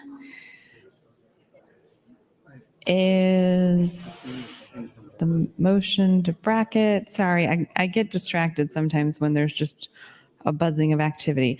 I just looked up LB 666, which was in the committee amendment to LB 191. And so now the next one, I'm just going through the list here. LB 427 is next on the list. 427. And that is also Senator Reepe's bill. It eliminates fees relating to non-resident contractors under the Contractor under the Contractor Registration Act. Okay. And it was placed on general file on February 16th. It had its hearing on January 30th. Let's see the committee statement.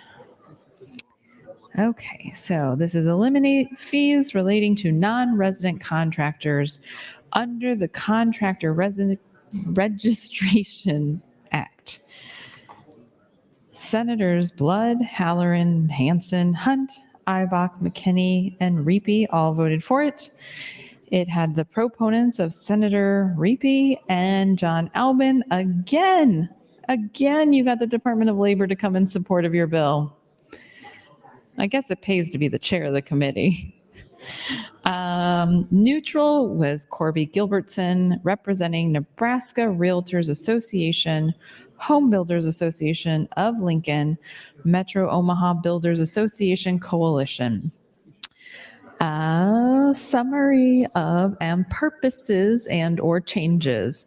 LB 427 would standardize the fees for in-state and out-of-state contractors and eliminate the additional fee for each additional project assessed against out-of-state contractors under the Contractor Registration Act.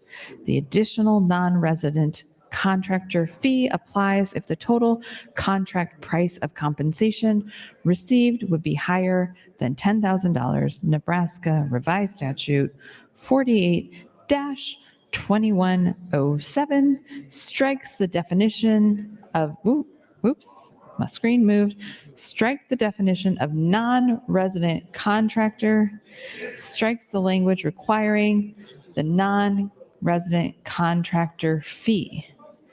Okay, so for in-state and out-of-state, and eliminate the additional fee for each additional project assessed out of okay, I do actually have some questions on this bill, but I think we're probably getting short on time here, and I'm looking up the statute that is referenced in the committee statement. 1 minute. Thank you, Mr. President. Okay, revised statute 48-2107, fees and exemption. Each application or renewal under section 48-2105 shall be signed by the applicant and accompanied by a fee not to exceed $40.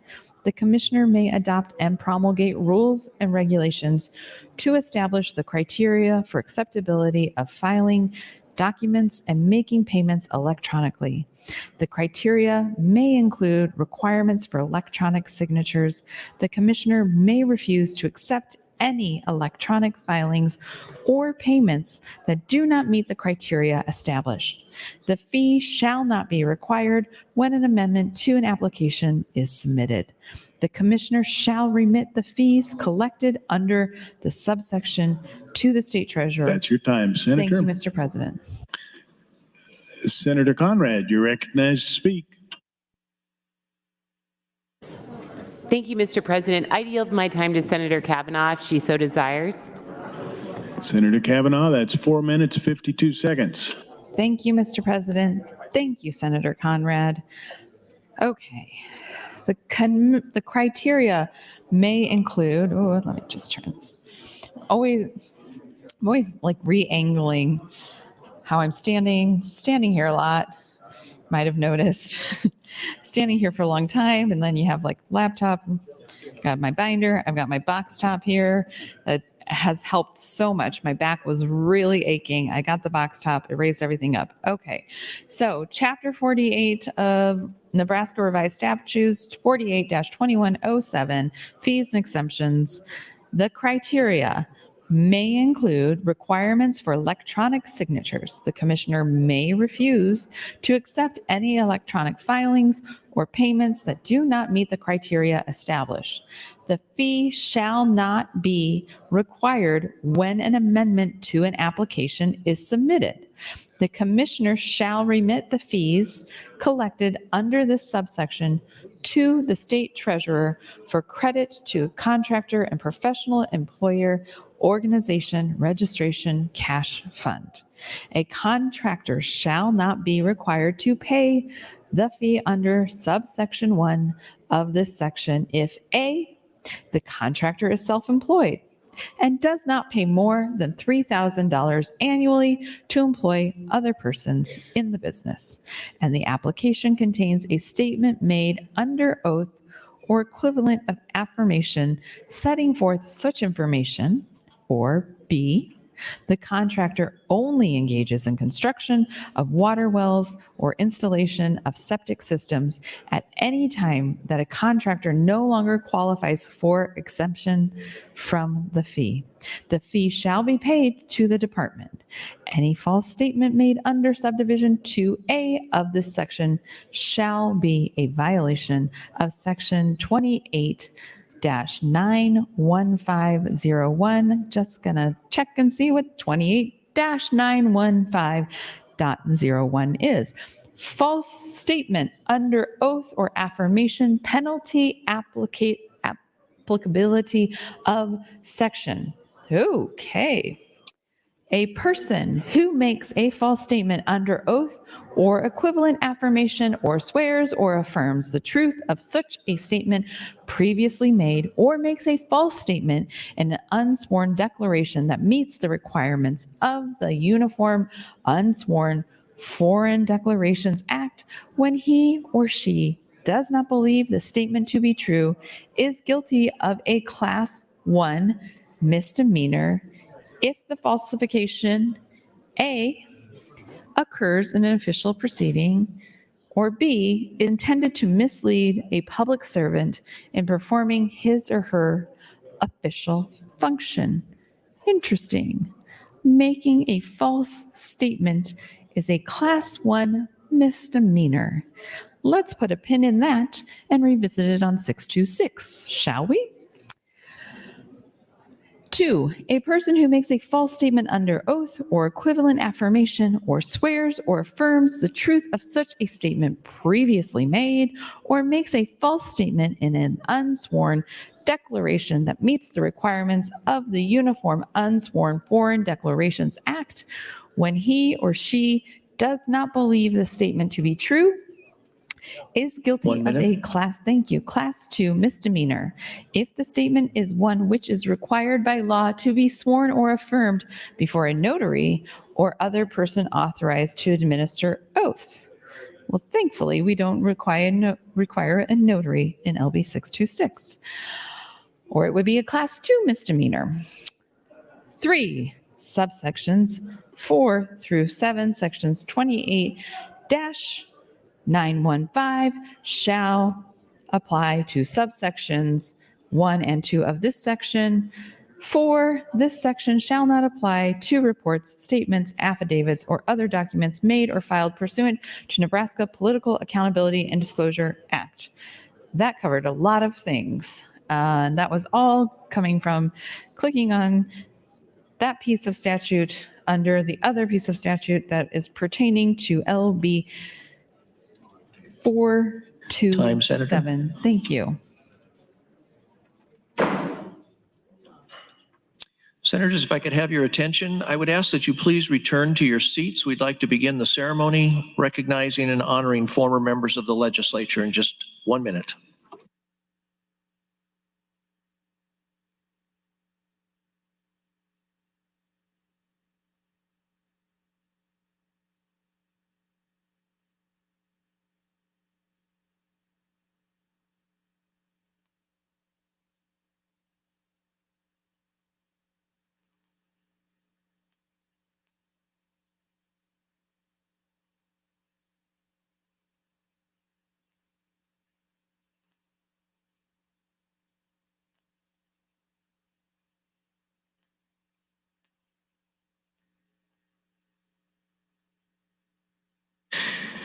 We have the honor of welcoming back to the chamber today former members of the legislature. I will announce each senator by name in the order of the list I was provided, along with their years of service in the district each person represented. And I would ask each former legislator to come to the front of the chamber when I announce their name. The first member I want to welcome back to the chamber is Senator Patty Pansing Brooks. Patty represented District 28 from 2014 to 2022.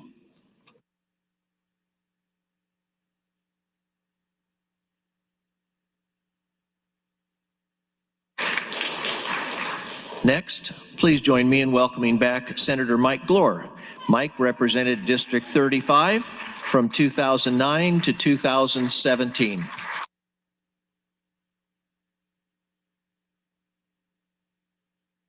Next is Senator John Nelson. John represented District 6 from 2007 to 2015.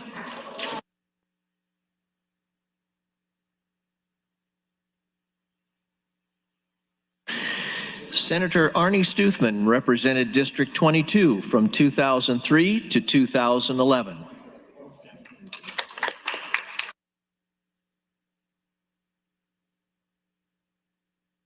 Senator Bill Avery represented District 28 from 2007 to 2015.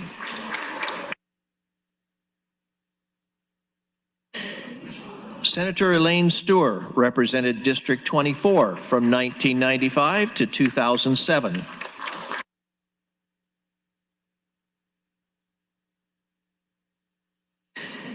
Senator Jerry Johnson represented District 23 from 2013 to 2017.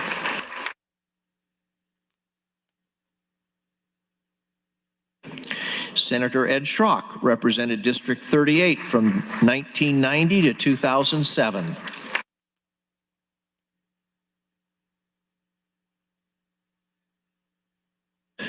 Senator Galen Hadley also represented District 37 from 2009 to 2017. Senator Hadley served as Speaker in 2015 and 2016.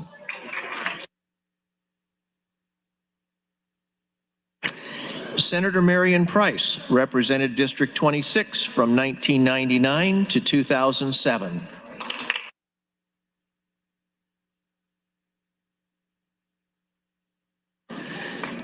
Senator Tom Carlson represented District 38 from 2007 to 2015.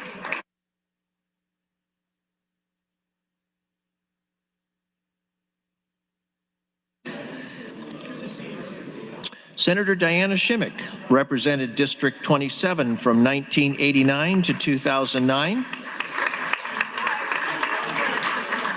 Senator Shimmick was first elected prior to term limits and served 20 years in the legislature.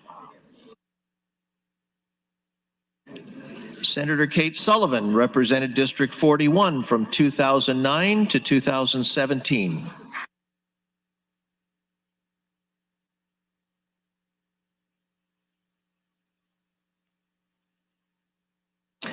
Senator Jim Cuddeback represented District 36 from 1991 to 2007.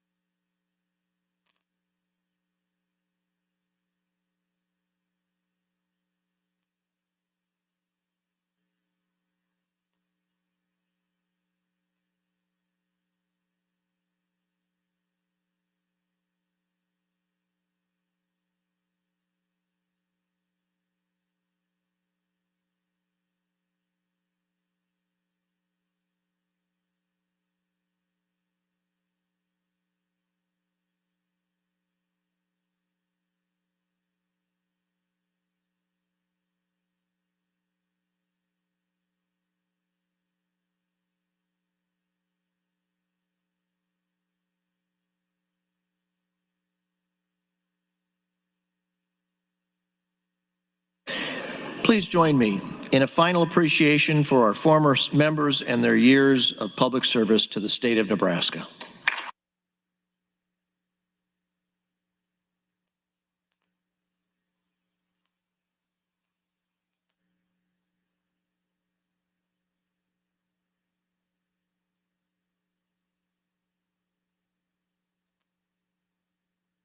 Thank you, Senators, for joining us today very much.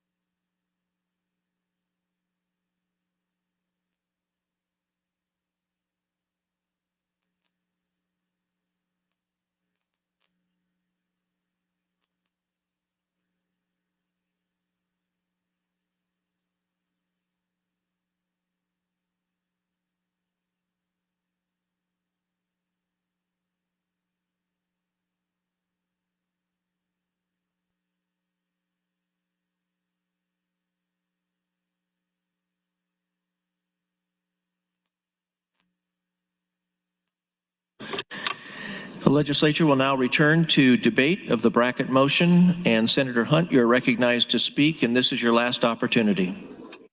Thank you, Mr. President, and thank you to former state senators who have come to Lincoln today to observe our work and to revisit and to meet new people. And I'm really honored to have met so many of you and to be working in the same place where you work. And there are so many days that I sit in my chair and think about all the other people who have sat in this chair before me and the mark that they've left on this state.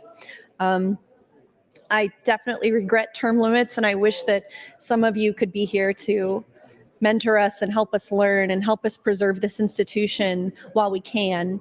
And it's just really nice to see all those faces today. I'm talking about AM 1330 on LB 191, which we're going to be getting to shortly, and thinking about this amendment and this bill with an eye toward the future, knowing that you don't have to listen to me, but knowing that it may be a future where more children are working, where we have more child labor issues, because this is what we're seeing state to state, including in our sister state of Iowa. The Times article outlines this. You know, they've done a lot of research about this and a lot of investigation about child labor around our country, including here in Nebraska, where we had a teenager get a caustic burn because he was working overnight, an overnight shift, which is against labor laws, but is certainly happening in our state now and in other states. It says, despite the evidence that more children are being exploited and hurt in this way meaning this caustic burn suffered by a Nebraska child during an overnight shift in a factory, state lawmakers are passing bills that defy the federal standards. They're inviting a court challenge and, in effect, daring the Labor Department to come after them, knowing the department often lacks the manpower to prevent violations of federal law. The Ohio Senate, which passed a bill earlier this month extending working hours for minors under 16 in violation of federal standards, also approved a resolution urging Congress to do the same. Mr. Speaker, am I on my third time or second? This is my third? This is your third. Thank you, sir. One of the worst bills introduced by Republicans in Iowa, and this is the bill that passed 2 days ago now, would allow 14-year-olds to work in industrial freezers, meat coolers, and industrial laundries, and 15-year-olds to lift heavy items onto shelves. One thing I would ask is, what's so different to these people between a 14-year-old and a 15-year-old that the 14-year-olds can work in industrial freezers and meat coolers and laundries, but it's not till 15 that you can lift heavy stuff up on a shelf? You know, every regulation is more arbitrary than the last, and all of them, you know, come together to just result in harm to kids. It is backed by, among others, the Independent Business Federation, the Iowa Grocery Industry Association, and Americans for Prosperity, a conservative advocacy group backed by Charles Koch, the industrialist who supported many national efforts to deregulate businesses. If states will not perform a role that has been fundamental for a century, protecting workers from abuse, the federal government will have to increase its efforts to do so. After the Times investigation was published, the Biden administration announced a series of new efforts to crack down on illegal child labor, many of which hold promise as possible deterrents. The Labor Department said it would intensify its investigations of business violations, not just by direct employers of children, but also by the larger companies that contract with these employers or that use children in their supply chain. In many cases, 1 minute. Thank you, Mr. President. In many cases, big companies use contractors or staffing agencies to hire children and then claim they had nothing to do with the abuses. Some of those agencies shut down and reopen under new names when they are fined, said Meredith Stewart, a senior supervising attorney at the Southern Poverty Law Center. The companies that hire them should be held accountable. The department also has the authority to seize any products that are made using illegal child labor, even through the use of contractors.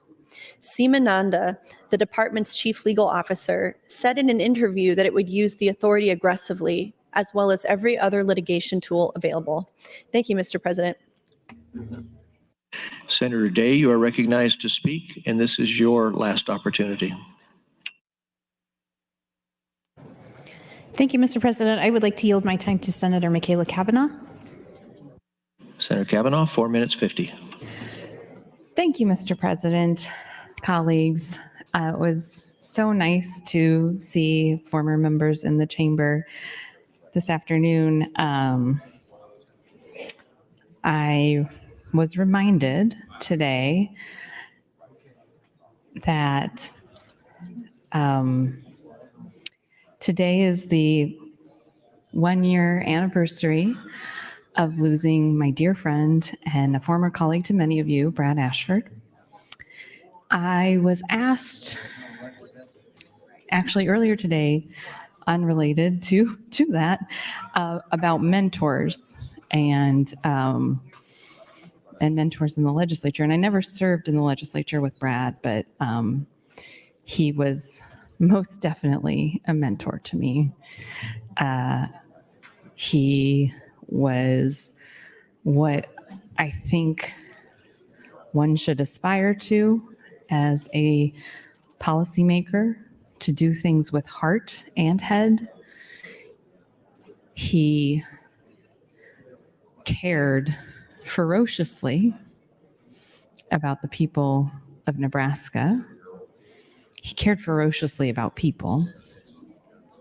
He was just kindness all of the time, and smart and goofy and a wonderful husband and father and friend, and I miss him. During his last days, myself and others in this chamber would send him text messages. We were debating LB 920, and as the former chair of Judiciary, he of course had a very keen interest in criminal justice reform. And so we were all trying to keep him up to date. We couldn't be with him because we were here. And so we tried to be with him over that. And the day after he passed away, Senator Lathrop gave a floor speech. I think he partially pirated his own speech from Senator Ashford's last day, when people stand up and give speeches about Brad. And I was so grateful to him for doing that, because there was no way I could give a speech that day. I couldn't even really get through Senator Lathrop's speech. And Senator McAllister also gave a wonderful tribute to him. And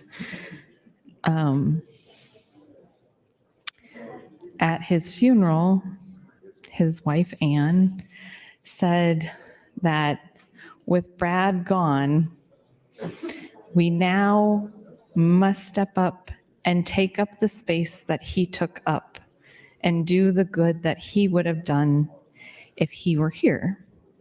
I'm probably not getting the words exactly right, but that was definitely the sentiment that she was conveying. And Anne has continually put lovely reminders of how she sees Brad in the world in this past year, and how she feels his intercession in her life. 1 minute. And I have felt that myself here in the legislature. I have felt Senator Ashford lifting me up, giving me pep talks, keeping me on my true north. And I miss him, and I loved him. Thank you. Senator Blood, you are recognized to speak. Thank you, Mr. President. Fellow senators, friends all, I stand against the bracket motion and would yield any additional time that I have to Senator Kavanaugh. Senator Kavanaugh, 445. Thank you, Senator Blood. Okay, well, I am not going to stay on that topic, because if I do, it won't go well and I won't be intelligible anymore. So I'm going to get back to the bills at hand. I will say one last thing about Brad is that I oftentimes say I'm going to Brad Ashford the situation, which means in my mind, I don't even know what I'm doing until I'm doing it. Brad was notorious for just orchestrating the most bizarre, intricate, extravagantly choreographed, but not a lot of planning actions on the floor of the legislature. And so that is why I like to say, I'm going to Brad Ashford this situation. We're just going to figure it out. We're just going to go with the flow. I'm sure that the clerk's staff is like maybe Brad Ashford a situation a fewer times maybe. But that's when I say I'm going to Brad Ashford a situation. We're all going to find out together what I'm doing. And that's kind of a fun way to live life. Constantly surprised even by yourself. I'm trying to get locked back in. Okay, so pardon me. I was reading about LB 427. This was before our wonderful tribute to former legislators. I was reading about LB 427, and in the committee summary, it referenced state statute 48-2107. So then I was reading 48-2107, and in that part of the statute, it referenced 28-915.01, which I read before we took a short break. And in that statute, it talked about basically making a false claim, false oath, etc. Now I am back to the original statute of 48-201, and sorry, I'm sniffling on the microphone. One moment. Did not want to do that into the microphone. Okay, so 3, the commissioner shall charge an additional fee of $25 for the registration of each non-resident contractor and a fee of $25. I am having some technical difficulties that are of my own making, not an IT issue at all. I'll come back to it. Okay, so that is LB 427. And the next bill is LB 429. Let's see here. That's the LB 671. Amends the Nebraska Training and Cash Fund to be used for the retention of existing employees of Nebraska businesses. Currently, the Nebraska Worker Training and Support Cash Fund may be used to provide training opportunities that expand the Nebraska workforce by increasing the pool of highly skilled workers in Nebraska, support public and private job training programs designed to train, retrain, and upgrade work skills of existing Nebraska workers of for-profit and not-for-profit businesses, recruit workers to Nebraska, and train new employees of expanding Nebraska businesses. Okay, and then it amends section by section summary. Section 1 amends section to include the Nebraska Training and Support Cash Fund to be used for retention of existing employees of Nebraska businesses. Motion to include LB 671 into AM 1330. Vote results 7-0. Voting aye, Senators Reapy, Halloran, Ibach, Hunt, Blood, and McKinney. Voting nay, none. Present not voting, none. Testifier information about LB 671 can be found on the committee statement to LB 671. And then goes on to LB 666. Time, Senator. Thank you. Senator Conrad, you are recognized to speak. Thank you, Mr. President. I yield my time to Senator Kavanaugh if she so desires. Senator Kavanaugh, 4 minutes 50. Thank you, Senator Conrad. I'm okay. Sorry. Well, okay, we'll just get back to that later. All right, so LB 427 amends the Nebraska Contractor Registration Act.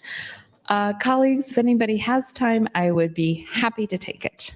Nebraska Contractor Registration Act. By striking the definition of non-resident contractor from the Contractor Registration Act, Out-of-state contractors will no longer be required to pay a one-time $25 fee when initially registering. Out-of-state contractors will also no longer be required to submit a $25 fee for each contract they receive of at least $10,000. Section by section summary. Section 1 removes non-resident contractor from the definition section. Section 2 removes the additional non-resident contractor fee. Motion to include LB 427 into AM 1330. Vote results 7-0-0. Voting aye, if I'm a pirate, I guess, or I or R. Senator Reapy, Halloran, Ibach, Hunt, Blood, McKinney. Voting nay, none. Present not voting, none. Testifiers, information about LB 427 can be found on the committee statement to LB 427. LB 249 makes several changes to the Rural Workforce Housing Investment Act. LB 249 has been amended to remove the provision striking the language using rural workforce housing funds for projects also receiving other state grants and credits. Includes additional provisions of eligible activities to include extension of sewer or water service in support of workforce housing, and removes funding provision from Section 3 and originally introduced. So, not voting, Senator Blood, and then voting A, Senator Reapy, Halloran, Ibach, Hunt, and McKinney. So this is LB 249, and the committee statement here it was introduced by Senator Breezy and supported by Andy Hale with the Nebraska Hospital Association, Shannon Harner with the Nebraska Investment Finance Authority, Roger Nardschel with the Neighbor Works Northeast Nebraska, Carol Bodine with Nebraska Housing Developers Association, Mary Burley with the Grand Island Economic Development Corp., Todd Studendek with AARP 1 minute. Nebraska. Thank you, Mr. President. Taja Brown with Grow Grand Island, Inc. Tyler Doan with Wood River, Nebraska. Amos Anson with Nebraska State Home Builders. Eva Roberts with Front Porch Investments. Corby Gilbertson with Nebraska Realtors Association. Opponents, Bob Hallstrom with Nebraska Federation of Independent Businesses. This bill would make several changes to the Rural Workforce Housing Investment Act. It would remove the limit of one application per organization per cycle, increase the grant maximum from, this is where it's hole punched, 1 million, I believe, to 5 million, and fund the program with $20 million. Explanation of amendments. AM 400. Time, Senator. Thank you. Senator Conrad, you're recognized to speak, and this is your last opportunity. Thank you, Mr. President. I yield my time to Senator Kavanaugh if she so desires. Senator Kavanaugh, you're recognized. Thank you, Mr. President.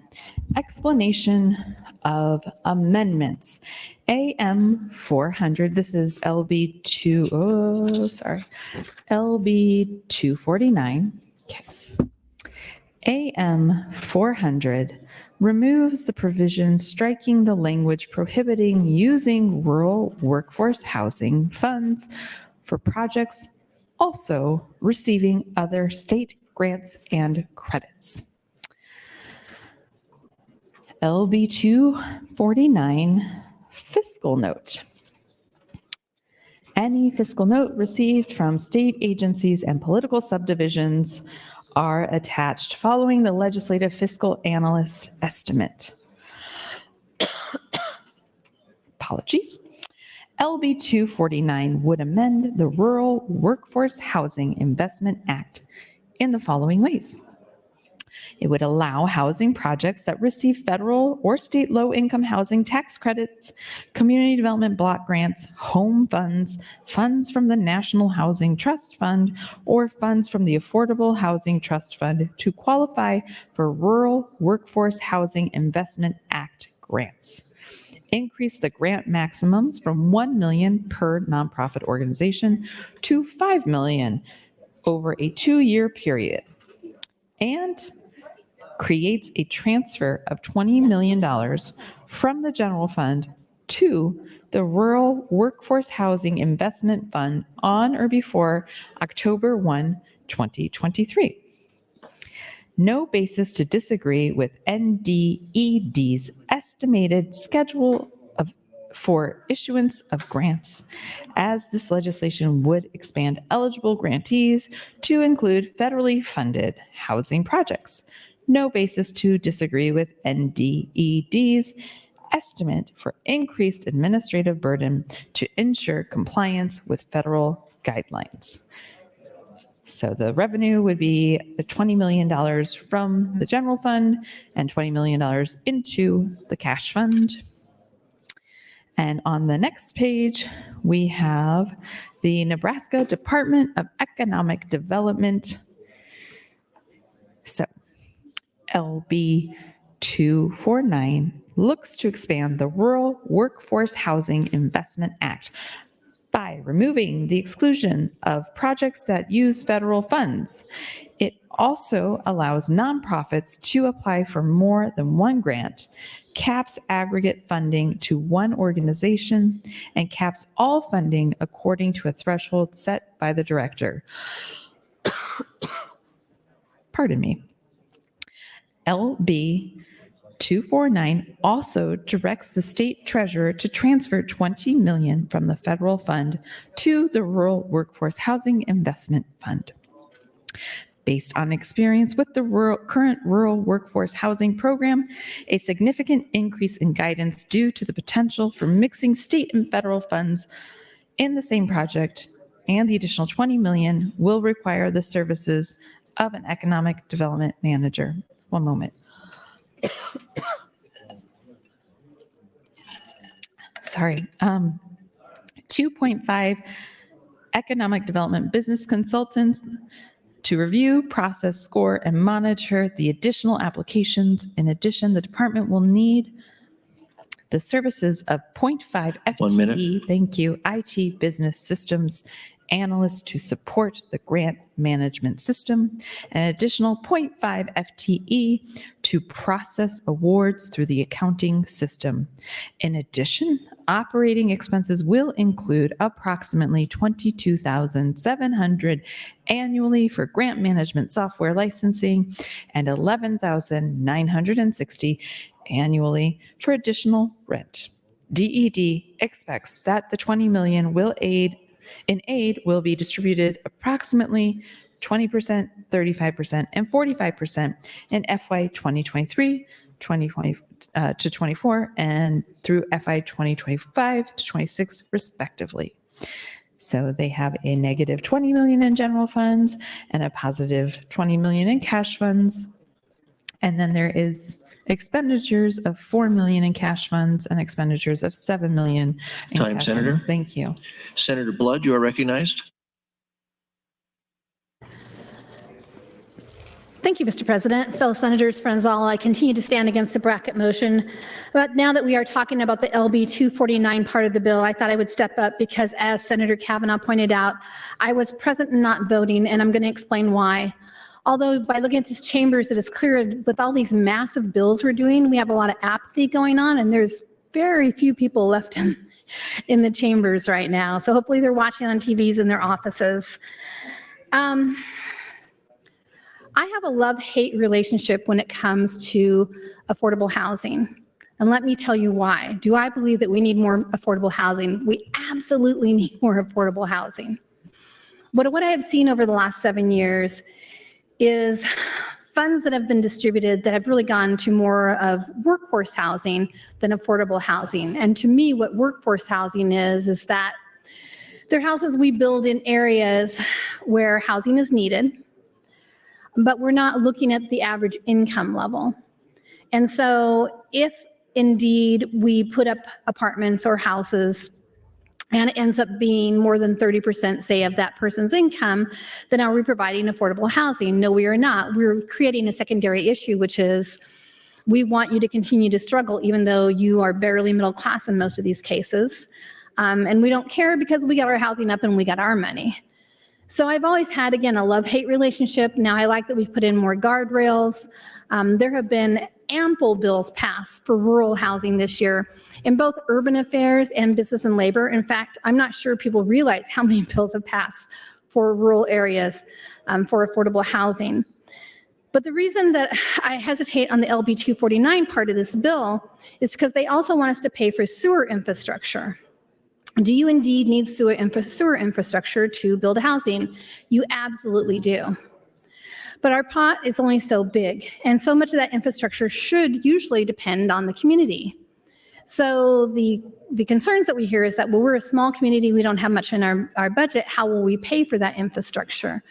Well, I know for a fact that there are a long list of EPA grants that are for all communities. There's the Clean Water State Revolving Fund, the Drinking Water State Revolving Fund, the Environmental Justice Grants and Cooperative Agreements, Non-Point Source Grants Program, Public Water System Supervision, Water Pollution Control Grants Program. The list is long. And so I'm not sure why we feel it's okay when we have such a housing issue to start tapping into other areas. And so for me, I was present not voting because I'm not sure I'm okay with us starting to look at that infrastructure that really belongs to the community or the developer. If you are building a housing community, it's your responsibility to figure out how to pay for the infrastructure that goes along with that. I'm not sure how many more handouts we have to give to people to get this done. Either they believe that we need affordable housing or we don't. And we know that there are many organizations, because they've come and testified at our hearings, that can truly build affordable housing. Well, we have other organizations that come in and testify and go, well, there's no such thing as affordable housing because it's so expensive to build a house.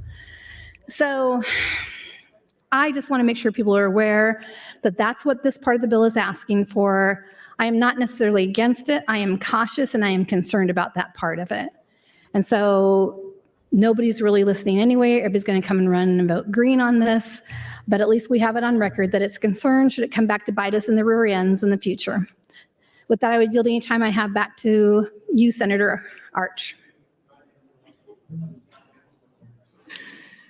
Seeing no one left in the queue, Senator Kavanaugh, you are welcome to close on your bracket motion. Thank you, Mr. President. Okay. So I read through the fiscal note for LB 249. Senator Blood was just speaking on LB 249. I am going to share some of the proponent testimony. Mary Baney, I apologize. I'm probably mispronouncing people's names a lot, and I'm sorry for that. Representing National Association of Social Workers, Nebraska chapter, Senator Reapy, and members of the Business and Labor Committee. The Nebraska chapter of the National Association of Social Workers, NASW-NE, would like to go on the record in support of LB 249. As social workers, we need to know the importance of Nebraska families experiencing safe and affordable housing, no matter where they live in the state. We know that reliable, secure housing contributes to a family's overall health and well-being. Children do much better if they are not moving from school to school. They have a chance to establish roots and create long-term relationships with their neighbors if they are living in affordable housing. Unfortunately, in many cities and towns in rural Nebraska, there is very limited housing available. Lack of affordable housing makes it difficult for these communities to seek economic development due to the lack of an available workforce. LB 249 modifies the Rural Workforce Housing Fund to assist in meeting the needs of housing in these rural areas of our state. NASWNE supports the changes presented in LB 249, and we would like to thank Senator Breezy for introducing LB 249. We encourage the members of the Business and Labor Committee to vote to move LB 249 onto the floor of the legislature for further consideration. Thank you. Next is from Mary Burley, Grand Island, District 35. Grand Island has seen a steady population increase year over year. A milestone was reached in 2010 when the growing community reached a population of 50,000 plus residents and 50,000 plus residents and was declared an entitlement community. While the designation required a steep learning curve for the community, it was also a sign of strength and opportunity. This milestone led our community to establish Grow Grand Island, a collaborative partnership to business and community development. The Grand Island Area Economic Development Corporation is a core partner and leads the way for housing, studies, and initiatives. Housing studies done in both 2014 and 2019 reflect the compounding shortage of available housing stock and the leaps needed to meet this growing demand. In 2014, 1,700 units were recommended, with an additional 1,361 units recommended in 2019, bringing the 10-year target to 3,061. Thank you, Mr. President. Since 2014, we have added 1,551 units, which is only half the needed units. In 2019, the 2019 report also described an aging housing stock with an even lower vacancy rate of 3.1%. This includes rising numbers of absentee owners, units needing substantial rehabilitation, and units in such poor condition the housing consultants recommended all be demolished. We have to find ways to do more because the housing demand is not slowing down. Grand Island employers, like many rural communities, haven't slowed down either. With agribusiness as our foundation, it can be seen woven throughout many existing employers. It is a unifying theme. Time, Senator. Thank you. Call of the House. Roll call vote. Thank you. There has been a request to place the House under call. The question is, shall the House go under call? All those in favor vote aye. All those opposed vote nay.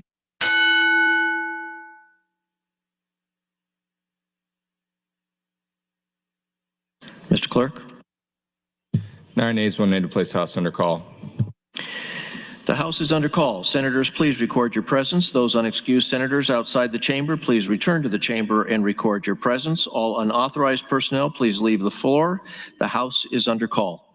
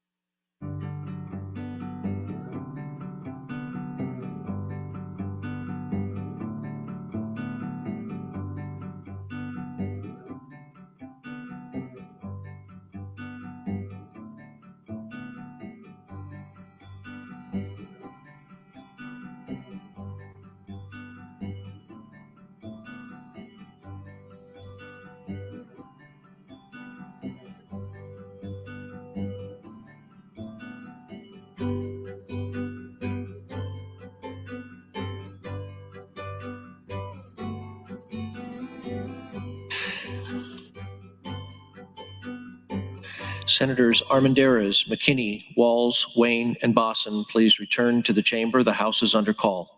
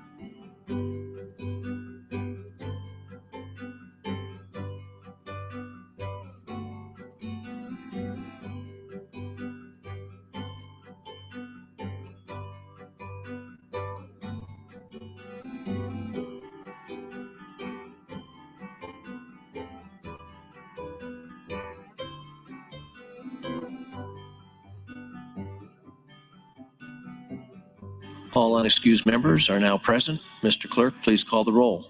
Senator Aguilar, Senator Albright, voting no, Senator Arch, voting no, Senator Armendariz, voting no, Senator Ballard, voting no, Senator Blood, voting no, Senator Bosson, voting no, Senator Bostar, voting no, Senator Bostelman, voting no, Senator Brandt, voting no, Senator Brewer, voting no, Senator Breezy, voting no, Senator John Kavanaugh, voting no, Senator Michaela Kavanaugh, not voting, Senator Clements, voting no, Senator Conrad, voting no, Senator Day, voting no, Senator DeBoer, voting no, Senator DeKay, voting no, Senator Dorn, voting no, Senator Dover, Senator Dungan, voting no, Senator Erdman, voting no, Senator Frederickson, voting no, Senator Holleran, voting no, Senator Hansen, voting no, Senator Hardin, voting no, Senator Holcroft, voting no, Senator Hughes, voting no, Senator Hunt, voting no, Senator Ibaugh, voting no, Senator Jacobson, voting no, Senator Kauth, voting no, Senator Linehan, Senator Lippincott, voting no, Senator Lowe, voting no, Senator McDonald, voting no, Senator McKinney, voting no, Senator Mosier, voting no, Senator Merman, voting no, Senator Raybold, Senator Riepe, voting no, Senator Sanders, voting no, Senator Slama, Senator Vargas, Senator Von Gillern, voting no, Senator Walls, voting no, Senator Wayne, voting no, Senator Wishart, voting no. Vote of 0 ayes, 42 nays, Mr. President, on the motion to bracket. The bracket motion fails. Mr. Clerk, for items. I raise the call. Mr. President, some items. Motions to be printed from Senator Holleran to LB 191. That's all I have at this time. Senators, we will now stand at ease until 6 o'clock, at which time we will take up the next item.